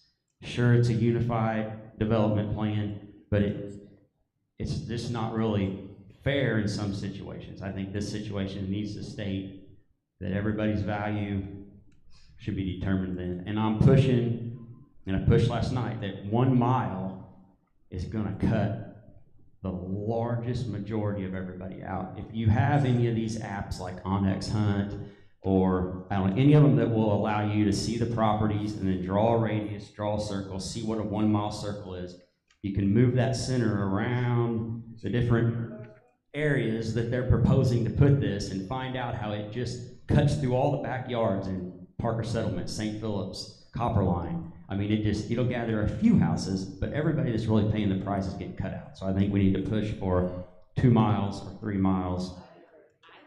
But anyhow, just if you can, get an appraisal, tell them what's up. If you call an appraiser, tell them what's up, and then you need it back retroactive. It'll show a current date that it was done, but it'll indicate it was done to show the value in 25. So protect yourselves, have that in your pocket. I think it'll be a great tool to everybody at some point. So. Hey, what's his name again? I'm not gonna say it out loud right now. I don't want to put it away 600 All right, anybody that was at the meeting last night, I want to address the setbacks, like we was talking about there. So, we have some farm ground that if this goes through, will be right up, be farming next to this data center, as several other farmers in the area. We're just a handful of people, but it's gonna affect more than us farming next to it, all of our neighbors, their homes and all. But the one thing that I wanna bring up was at the end of all the questioning, when it was brought up about our schools, how close this being any of our schools. And I will have to compliment, Joe Marvel brought it up to his board. What about the schools? Do we want to discuss that? Not a single member said one word. Not one word.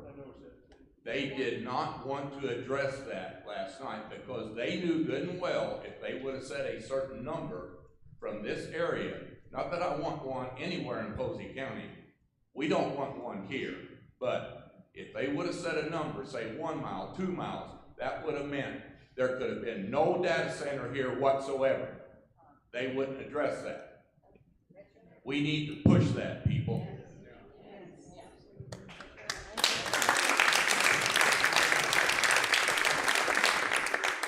Jason's gonna talk a little bit more about that, and I think some other things as well. Just watch your cups, though. I heard that he's got some sticky fingers.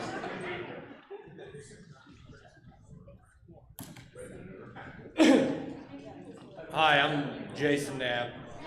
I know a lot of the people in here, and I've been to all the meetings. You've probably seen me speak at a couple of them. But one thing I was going to carry on from what Kathy was talking about is key points from the APC meeting last night. Right now, what I got from that, listening to the lawyer multiple times, they want emails. They want our opinions, and they want them, the way he stated, in email format. Because I think it's easier for them to distribute them to each and every one of them and go over them. So I urge you to go on the website. A copy of that draft is on the website. Like Kathy said, pick through there and find something that you feel passionate about. And email them. We need to flood them with emails right now, because the closer and closer it gets to a final draft, they're not gonna listen to us anymore. So right now we need to flood them with emails, and I think they want that. Like Kathy was saying, I got that same vibe. I had to cut out most of the first part of my speech because the vibe was better than I thought it was gonna be. And I didn't want to slow down the momentum, but we need to flood them. And I wrote down just a few key points, and a lot of people were speaking about them. Dave spoke about them. I spoke about it at that meeting last night. But what I'm trying to get to everybody is, we can beat this with an ordinance. Yes. One line on the ordinance Yes. can stop it. Yes. So that's very important right now, Yes. is to focus on the APC. Yes. We're gonna deliver emails to the commissioners, letters to the commissioners. That's gonna be a big impact. But right now, we need to flood the APC office with emails. So if you have time, yes, Captain. Make sure whatever you. Yes, say facts. Is a fact. You can't just say, I don't think this is good. You have to say, why should we expand it to a 5-mile radius? Because certain areas of the county are sparsely populated, or because some are more densely populated. You've got to give that. Give them a reason. Yes, yes. Give them a reason. But I urge you to go out there, and I know it's hard to go through that. I had to read it like 3 times. But focus in on key points, and I'm just gonna jot out a few of them that can stop this. The 1,000 feet from a property line is huge. I mean, I've done a lot of measuring today because I was in a car for 6 hours. And just if everybody in that surrounding area holds out the 1,000 foot and then 500 foot from their property line, it pretty much shuts down that whole area. But we need to focus in on more strict setbacks. Like Stephanie Miller, she was the first one that threw that out there. So she's in our corner. So I'm going to send them 3,000 feet. You know, ask and give them reasons, like Kathy said, but, you know, start big, they can always fall back. Another big point on mine, and it helped Ward County, was right now to me, they're overcomplicating the groups of data centers. They talked about it for about an hour, and none of them can decide on it. But the way I see it, it needs to be mini, minor, and major. And it's kind of like the same format Ward County did. We don't have a size limit cap that's not permitted in Posey County. And I said that to them. Right now, the entire landscape, if approved, could be a data center. and all of us are gone. So, I think they listened last night. You know, I don't think they're gonna agree to what Warwick County did, but you never know. But that's an example that our neighboring county put that in their ordinance. That anything over 40,000 square feet, which is less than 1 acre, is not permitted in Warwick County. Now, they still have to vote on it, right? It was tabled. But that's a good start.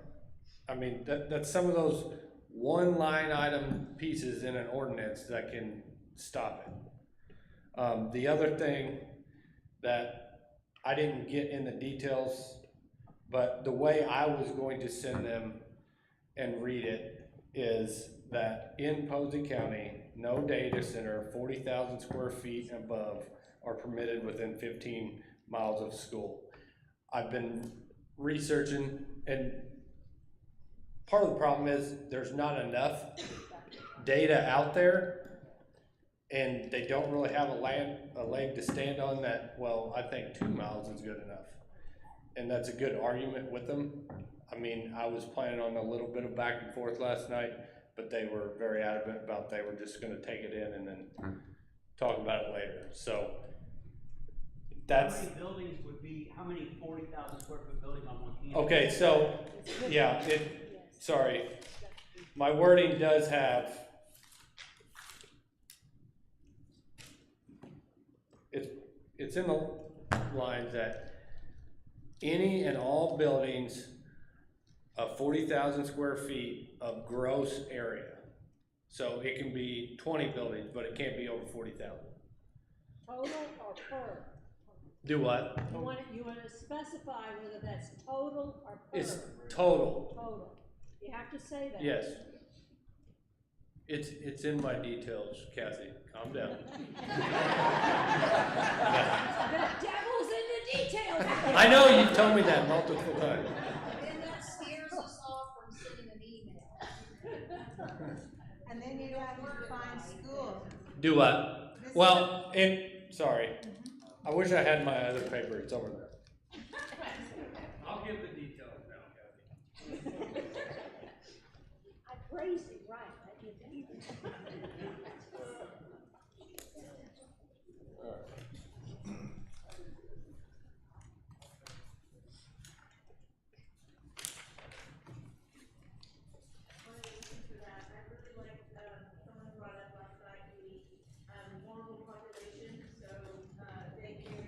You're not using the microphone, it's not going out on the street. So I just, last night I liked when they talked about vulnerable populations, so including schools, daycares, hospitals, nursing homes.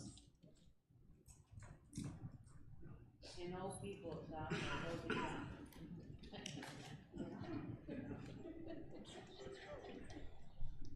Okay, so the details of what I was going to say was any large data center consisting of one or more buildings totaling over 40,000 square feet of gross floor area should not be permitted within 15 miles. I said, or roughly 80,000 foot setback from any public, private, parochial school, daycare, childcare facility, nursing home, or assisted living for the elderly. So, was that enough detail, Kathy? that was very good. Okay. You get a sticker. All right. The second one was the UDO does not have any non-permittable size limitations for data centers in Posey counties. As it stands right now, it is if approved, the entire landscape of Posey County could be turned into a data center.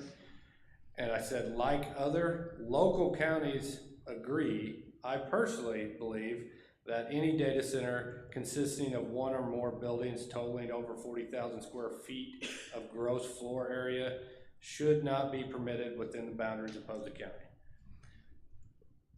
I don't think our APC is gonna sign up for that, but what I was trying to get the point across last night is we have no size limit. So I think what I'm gonna send in is nothing over 100,000 square feet. You know, that's still not very big. It sounds big, but it's not. So I'm just trying to get the point across right now is we need to flood that APC. They want our information. They want us to work with them. And that's our way to work with them right now. And like Kathy said, find one thing. You don't have to send them 100 things. Find one thing. But key points is setbacks, you know, size limits, and focus on our schools. Okay. So I was doing some research. They were talking about a hyperscale could actually be classified as a 10,000 square foot facility. It would take, put about 5,000 servers, racks, whatever in it. And that would draw 40 megawatts. So if you calculate that out to say 600, okay, it's 40 megawatts, 600 is a 15x. Maybe your limit would be, you know, we want to say 40, but right now you just said it could be millions. You could take that out to 150. That'd be a 3 acre. I was gonna say 100,000. Actually, Yeah. that works perfectly. Yeah, I was gonna say 100,000, but Agreed. I also thought about what Joe kept saying, you know, 150,000 is almost 4 acres. He said that multiple times. But I mean, that's still very small and going to shut down this company, which is Amazon, that wants to come in here. It is Amazon? I know it is. I can't tell you why I know that is right now, but I know it No is. secrets, Jason. Do what?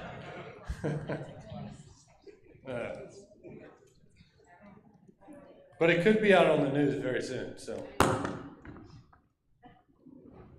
I will have to agree with Jason that our best road to travel is pushing area plan. Yes. I hate to say it, but I hate to say it, but I don't hold a whole lot of faith in any of our county commissioners. You got one on there that was on there on the solar panel. And we got sold out on that, right, Marty? Yeah, we did. And the other two was not on there. And I hear stuff like it's a done deal, they're already bought out, big money. I hope that's not true. I pray to God it's not. But our best road to travel is area plan. Make them put stipulations in to where it makes it to where they cannot build in here. Yeah. One thing we learned when we were against the solar panels, this thing moves a whole lot faster than what we're thinking. I mean, Oh, yeah. we think we got time, but we don't have time. Yes. I reached out, and Tim is to an attorney that helped us before. We were too late. He's helping the other side this time. But we filed a lawsuit, and it stopped them in their tracks and gave us time to get our facts together if we have to go that route. Because they can't move forward if there's a lawsuit there. Yeah. So we need to keep that in mind and consider that if we get to that point. No, we're having a hard time getting an attorney. Yeah. No, Marty, you're correct. I've been trying to tell people this is moving way faster, and it's a lot farther along than anybody thinks. It really is. So time is very sensitive right now. So work with the APC, and then on the commissioner's side, that's where we need to show them the facts of why they're not good. And the not that the APC doesn't care about that. The APC needs to develop this ordinance strict to prevent it. So. Like you said, I've heard it's Amazon, I've heard that as well. I've also heard it's not a done deal. Yeah, I mean, it's not done yet, but it's a lot further along than anybody thinks. So, quick point I want to make, and I agree with you guys, I think the APC is a really strong route to go. One comment they made last night while I was there, and I did get the sense that they do want to hear from us. They want to hear these suggestions. They want to put things in there. So I do think it's a really strong route. One comment they made, I think, was arbitrary and capricious. They're trying to avoid that, and I think what that's getting at is they can't throw in you can't have a data center within 20 miles of the school because that does eliminate the whole thing. And I think when we were talking, whatever night it was that opens the door for lawsuits from the other side of saying, well, you put something in there so strict that it can't ever be used. And so I think as you're making these suggestions, I do think we have to be careful what we're suggesting because we can't go too far where it's going to completely blow. Even if they did write up an ordinance that was not, if they write up an ordinance that's not usable, it's going to be obvious to their side and that can be challenged. And so these limits of like the 1,000-foot setback and things like that, if that gets us really close, or if it gets us right there, we have to find that line where it's too much that they're not going to want to do it anymore, but it's not so much that it can be determined by an attorney to have completely nullified everything. So keeping that in mind, and I think it'll help our group to find, maybe it is 1,000 feet, or maybe it's 3,000 feet, maybe that's what we all agree that is the right amount. It gets the job done, but it's not so overblown that it ruins the whole thing. Yes, and JJ mentioned there needs to be evidence to support why we're picking that number. It can't just be a number we pulled out of the air. That's the arbitrary side of it, or capricious side of it. Has anybody asked why here? Why here on a federally funded project with 62,000 acres up at Crane Naval Base? There's a 100 square mile radius up there. They've got 20,000 acres of land. They can put it down to Florida, Indiana on barges in the river. They can put it anywhere. Why here? Say that again. Yeah. Why here? Has anybody asked the question of why here? Well, there's a lot of other places to put it. You got on the EPAC, let's be real. Yes, we don't want to badmouth people. That's not good. But what you got is two mayors from two cities. You've got the president of the University of Southern Indiana, which has got 1,000 acres of extra ground up there. They could put it on there and use it as the first college in the country that teaches how to take care of a data center. It does not have to be here. It needs to be, you need legal counsel, and you need to try to get this thing put either on federal ground or state ground. One quick thing, just on the square footage, like Jason's been talking about, I think we really need to pay attention to the square footage size that we're talking to them about, because I will tell you right here, all these numbers you guys are talking to me is just sounds so small from everything I've researched. Here I'm on the webpage right now, Sendero Industries LLC developing a 600 megawatt data center in Hutto, Texas. The Skybox Data Centers and Prologis are developing this state-of-the-art 600 megawatt that's proposed here, and it will provide 4 million square feet of data center space. Now put that into perspective that Toyota Motor Manufacturing is 4.5 million square feet. So better watch out. We don't know how big they might want to be. Because I'm seeing 1.5 million, 1.8 million, 2.2 million square feet like on every one I pull up. So when you guys are talking about like 40 and 100, I'm like, do those even exist? So We don't want them to know, though. Yeah. We don't really want them to figure that out. Hey, Jason, I got one for you. Would it make sense to add kilowatt usage on this as well? Because as these things advance, they're using more energy in a smaller space. So, they've doubled the capacity in racks just in the past couple of years. Would it make sense to add in the kilowatt usage as well? In addition, I know they initially had, last night when they were talking about it, they had that in there for solar, and they said, we'll take that out and just use square footage. Well, yeah, that's industry standard, but I think it would actually help us being limited to square footage than kilowatts, because if they get better, they can pack more into a smaller area. So if we can limit them to a square footage, then that's what they are anyway. Right, I was thinking both, like both. Yeah, the more energy, the more water, the more heat they gotta dissipate, everything. But yeah, I totally agree with the gentleman back there. We need some, but the answer is we don't need it anywhere. not in Posey County, Vanderburgh County, Warren County, Gibson County.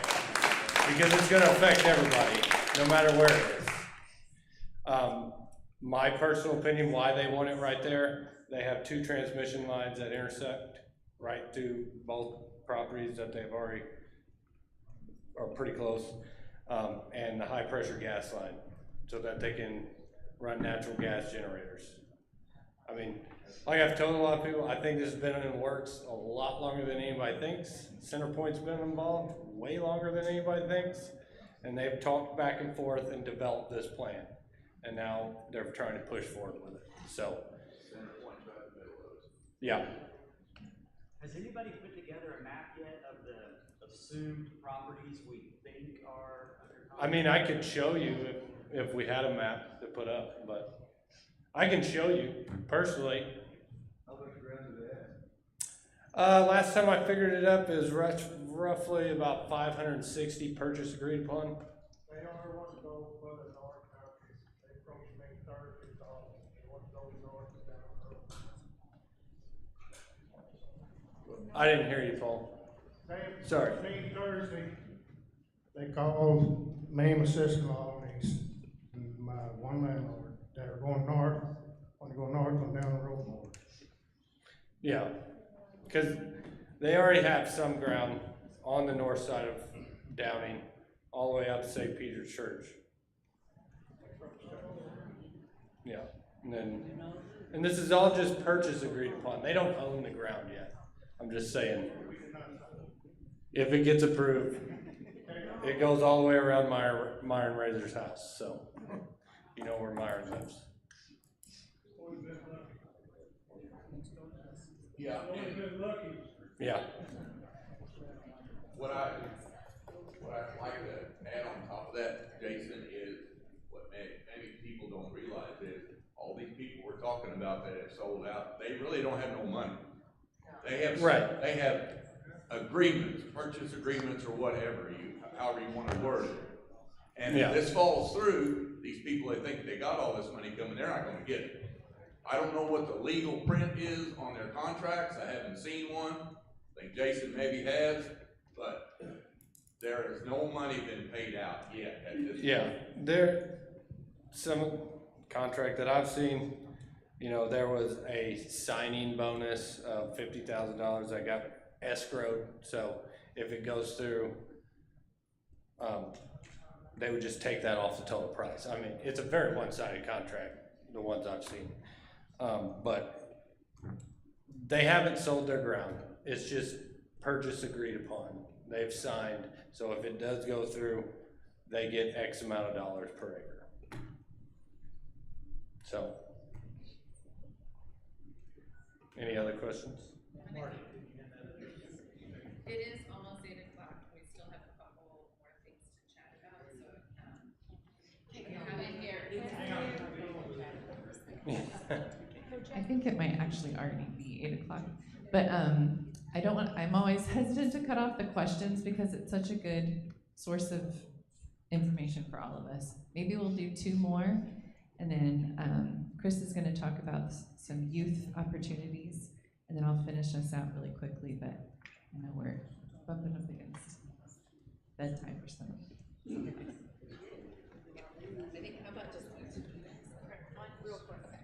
Can you post on the Facebook page where those properties are so that everyone can be informed and share with other people? No? No. Okay. Is there any chance at all that there are any, what do I say, Indian heritage, Indian burial grounds out there? I've been looking for everything. Because I know at one point when GE was trying to build, they had to stop because they did find Indian burial. I've been looking for eagle's nest, monarch, butterfly habitat areas. Cemeteries. The other thing is, do we want billboards? I was asked tonight to ask about billboards. I think there's one on the west end of Mount Vernon, which is close to Hawthorne Drive.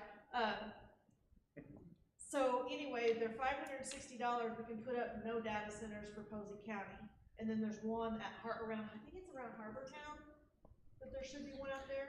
Is that a one-time payment or is that? I think it's a one-time payment. For how long? I'll have to find out. I mean, I don't was think just that's a bad approached idea. tonight about it, so I don't know.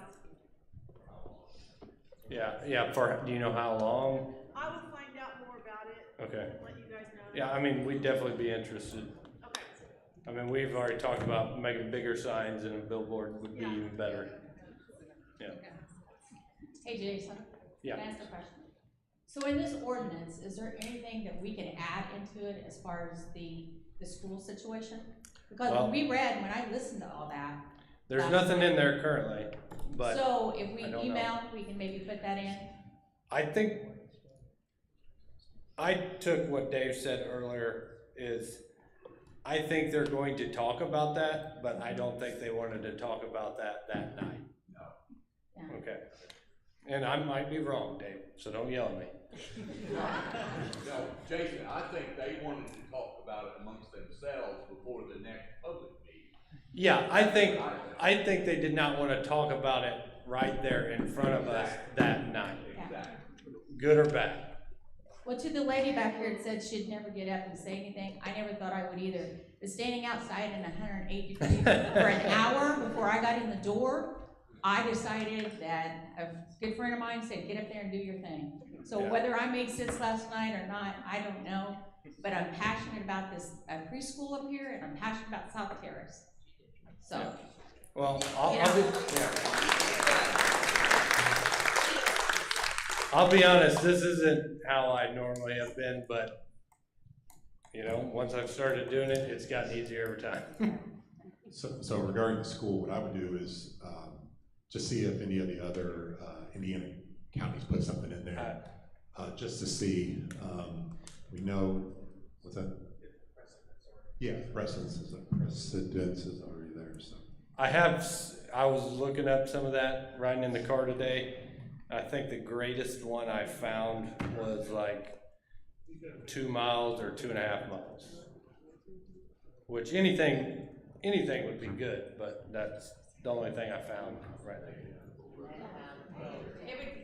Yeah, this is, we're less than 2.5 miles. Yes, from there. yeah. About a mile, Kelly. Yeah. Okay, if you'll look at that Kentucky toolkit, because it covers everything you're asking tonight.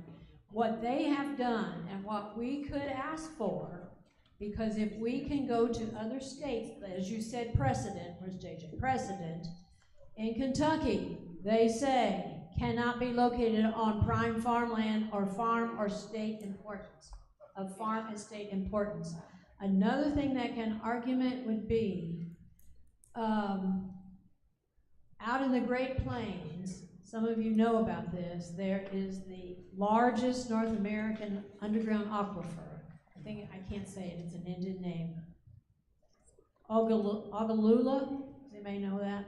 It supports everything from South Dakota down to Texas and over to Colorado, all the way over to Iowa with some of the water.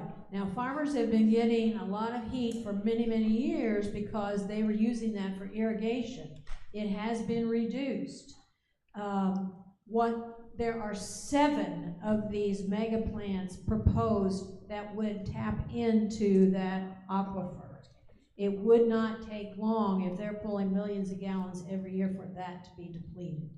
And then that would render all of that farm ground a desert in a hurry.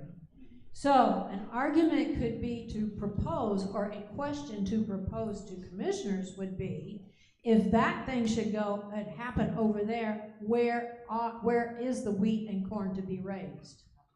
And that supports our argument for not putting these things on prime farm ground in Indiana, Illinois, Okay? So that's part of that homework, folks. We've got to have that kind of evidence to pull out and provide. One more thing regarding the APC.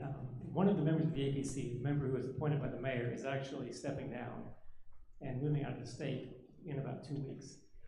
I don't know if there's a way to influence the mayor on who is selected for that. Everybody knows the mayor very well already. Just thoughts. Yeah.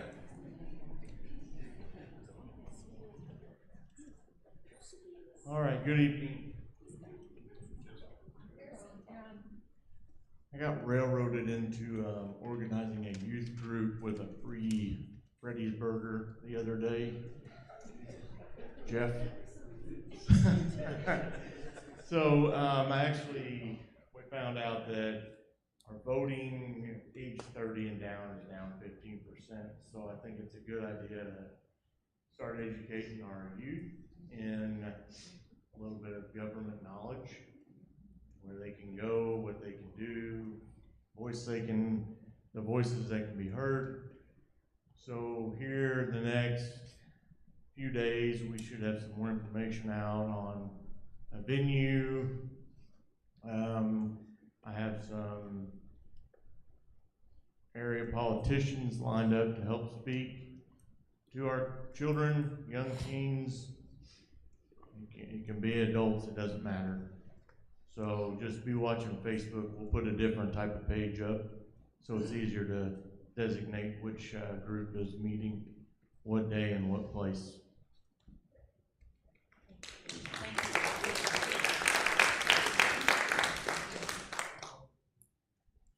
Thank you.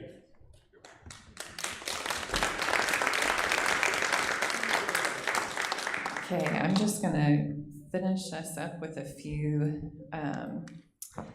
announcements. I want to just reiterate I'm not a military person, so I'm sorry if this imagery is off, but like a dual front attack, you know what I'm talking about? Where we have the area plan with the emails and the focus on the amendment, the focus on getting facts and research and evidence to them. And then we have the other push for the moratorium with the commissioners. And these don't have to be two opposing things. They really do complement each other and work on both of the different bodies. So the letters that we're asking people to bring or email, those are focusing on asking for a moratorium. The emails that you'll be sending to Area Plan focus on the amendment. And like Kathy and Jason have both said so beautifully, finding the facts that resonate with you and being able to communicate it to them. So I want to highlight that, because we're not asking you not to do the letters this week, because we would love to do that push towards the commissioners meeting next week, but also start with those emails, because like Jason said, we don't think time is really on our side with Area Plan and getting a lot of those facts to that body. So we'll send this information out. We'll have that call to action about Area Plan in the emails as well.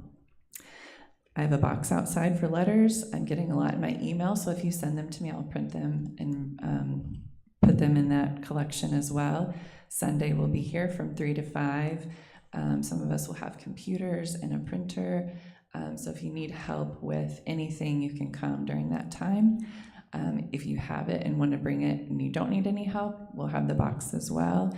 And then one of us will hand deliver it to the Hubby House on Monday.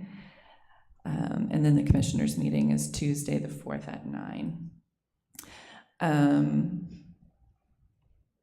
I also, the email list, protectposeycounty@gmail.com. You can just send me an email and I'll put you on that list. I think we've got like 175 people on the email list. The Facebook group is very large, and I want to caution, because I've had some people kind of panic messaging me or texting me or calling, like, I've heard this is a done deal. XYZ said this on Facebook. So I just want you to be really judicious about where you get your information. The group has been helpful, I think, in sharing what has been going on around the country or different videos or things that people find helpful. Some of the important information is getting buried, and so that's why we created the page.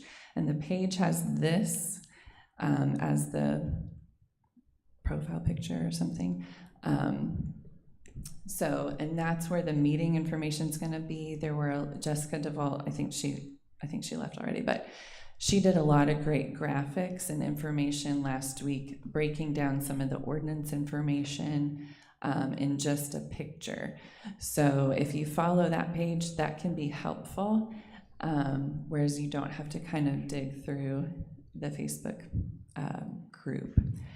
And I would also not, this is my advice, I would not be getting your information from comments on Facebook, because some of them are great and helpful and really fact-based, and some of them are not, and I think that there's some people feeling a little bit lost about that. So I just want to give that caution.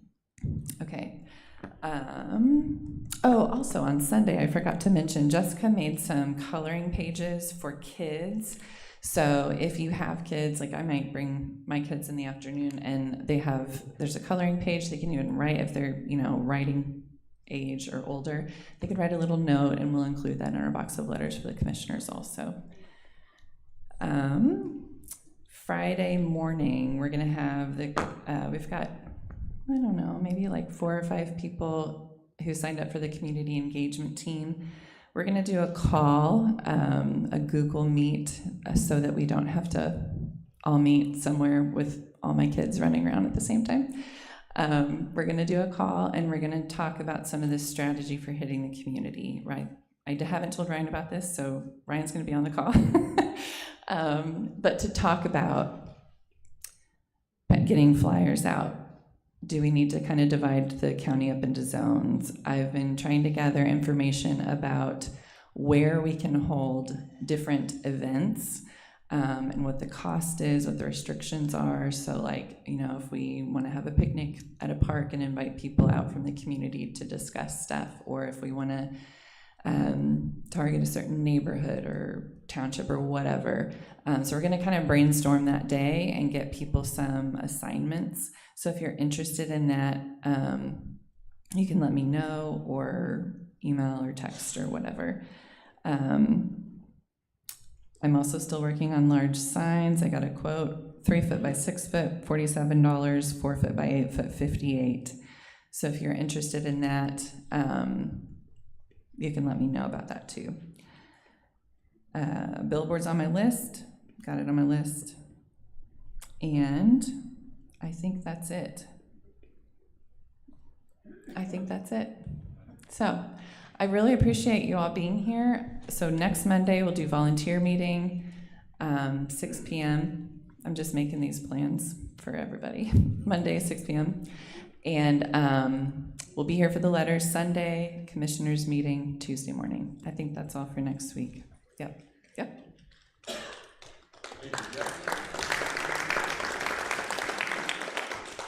Last thing that I want to say, I just want you to hear it before you go, because you might be able to help. For those of you that watch online, and it is a great opportunity for us to not just be here, but all the people that get to see this right when we're meeting and after. Jonathan Schmidt has been helping us with that, and I want to acknowledge him before we go tonight, because he's leaving to go back to school on Monday, which leaves us with a lack of people to be able to potentially live stream meetings on our nights that reach other people. So if there's anyone here that has any of those skills, or would like to learn that, or knows somebody that might be able to help us to continue to live stream, because again, some of you spoke to it tonight about kids going back to school, parents having activities with children after school. This looks a lot different in a couple weeks because of family dynamics. See Jonathan before you go, or at least reach out to me, or reach out to Kristen, and she can reach out to me, and we can hopefully fill that gap to continue to allow us to reach more people online who can't be here in an evening like this. Tonight, there were 66 letters brought in, so there are 66 letters in the box. I don't know how many others, 67 letters, 68, 69, 70, 71, 72, 73, 74, 75. And we have a goal of trying to reach 500 letters. So getting the word out, going door to door, like you said earlier, getting some letters and making those available, either bringing them to the church or emailing them, we'll get all that done. Thank you all. You're awesome. Keep up the great work.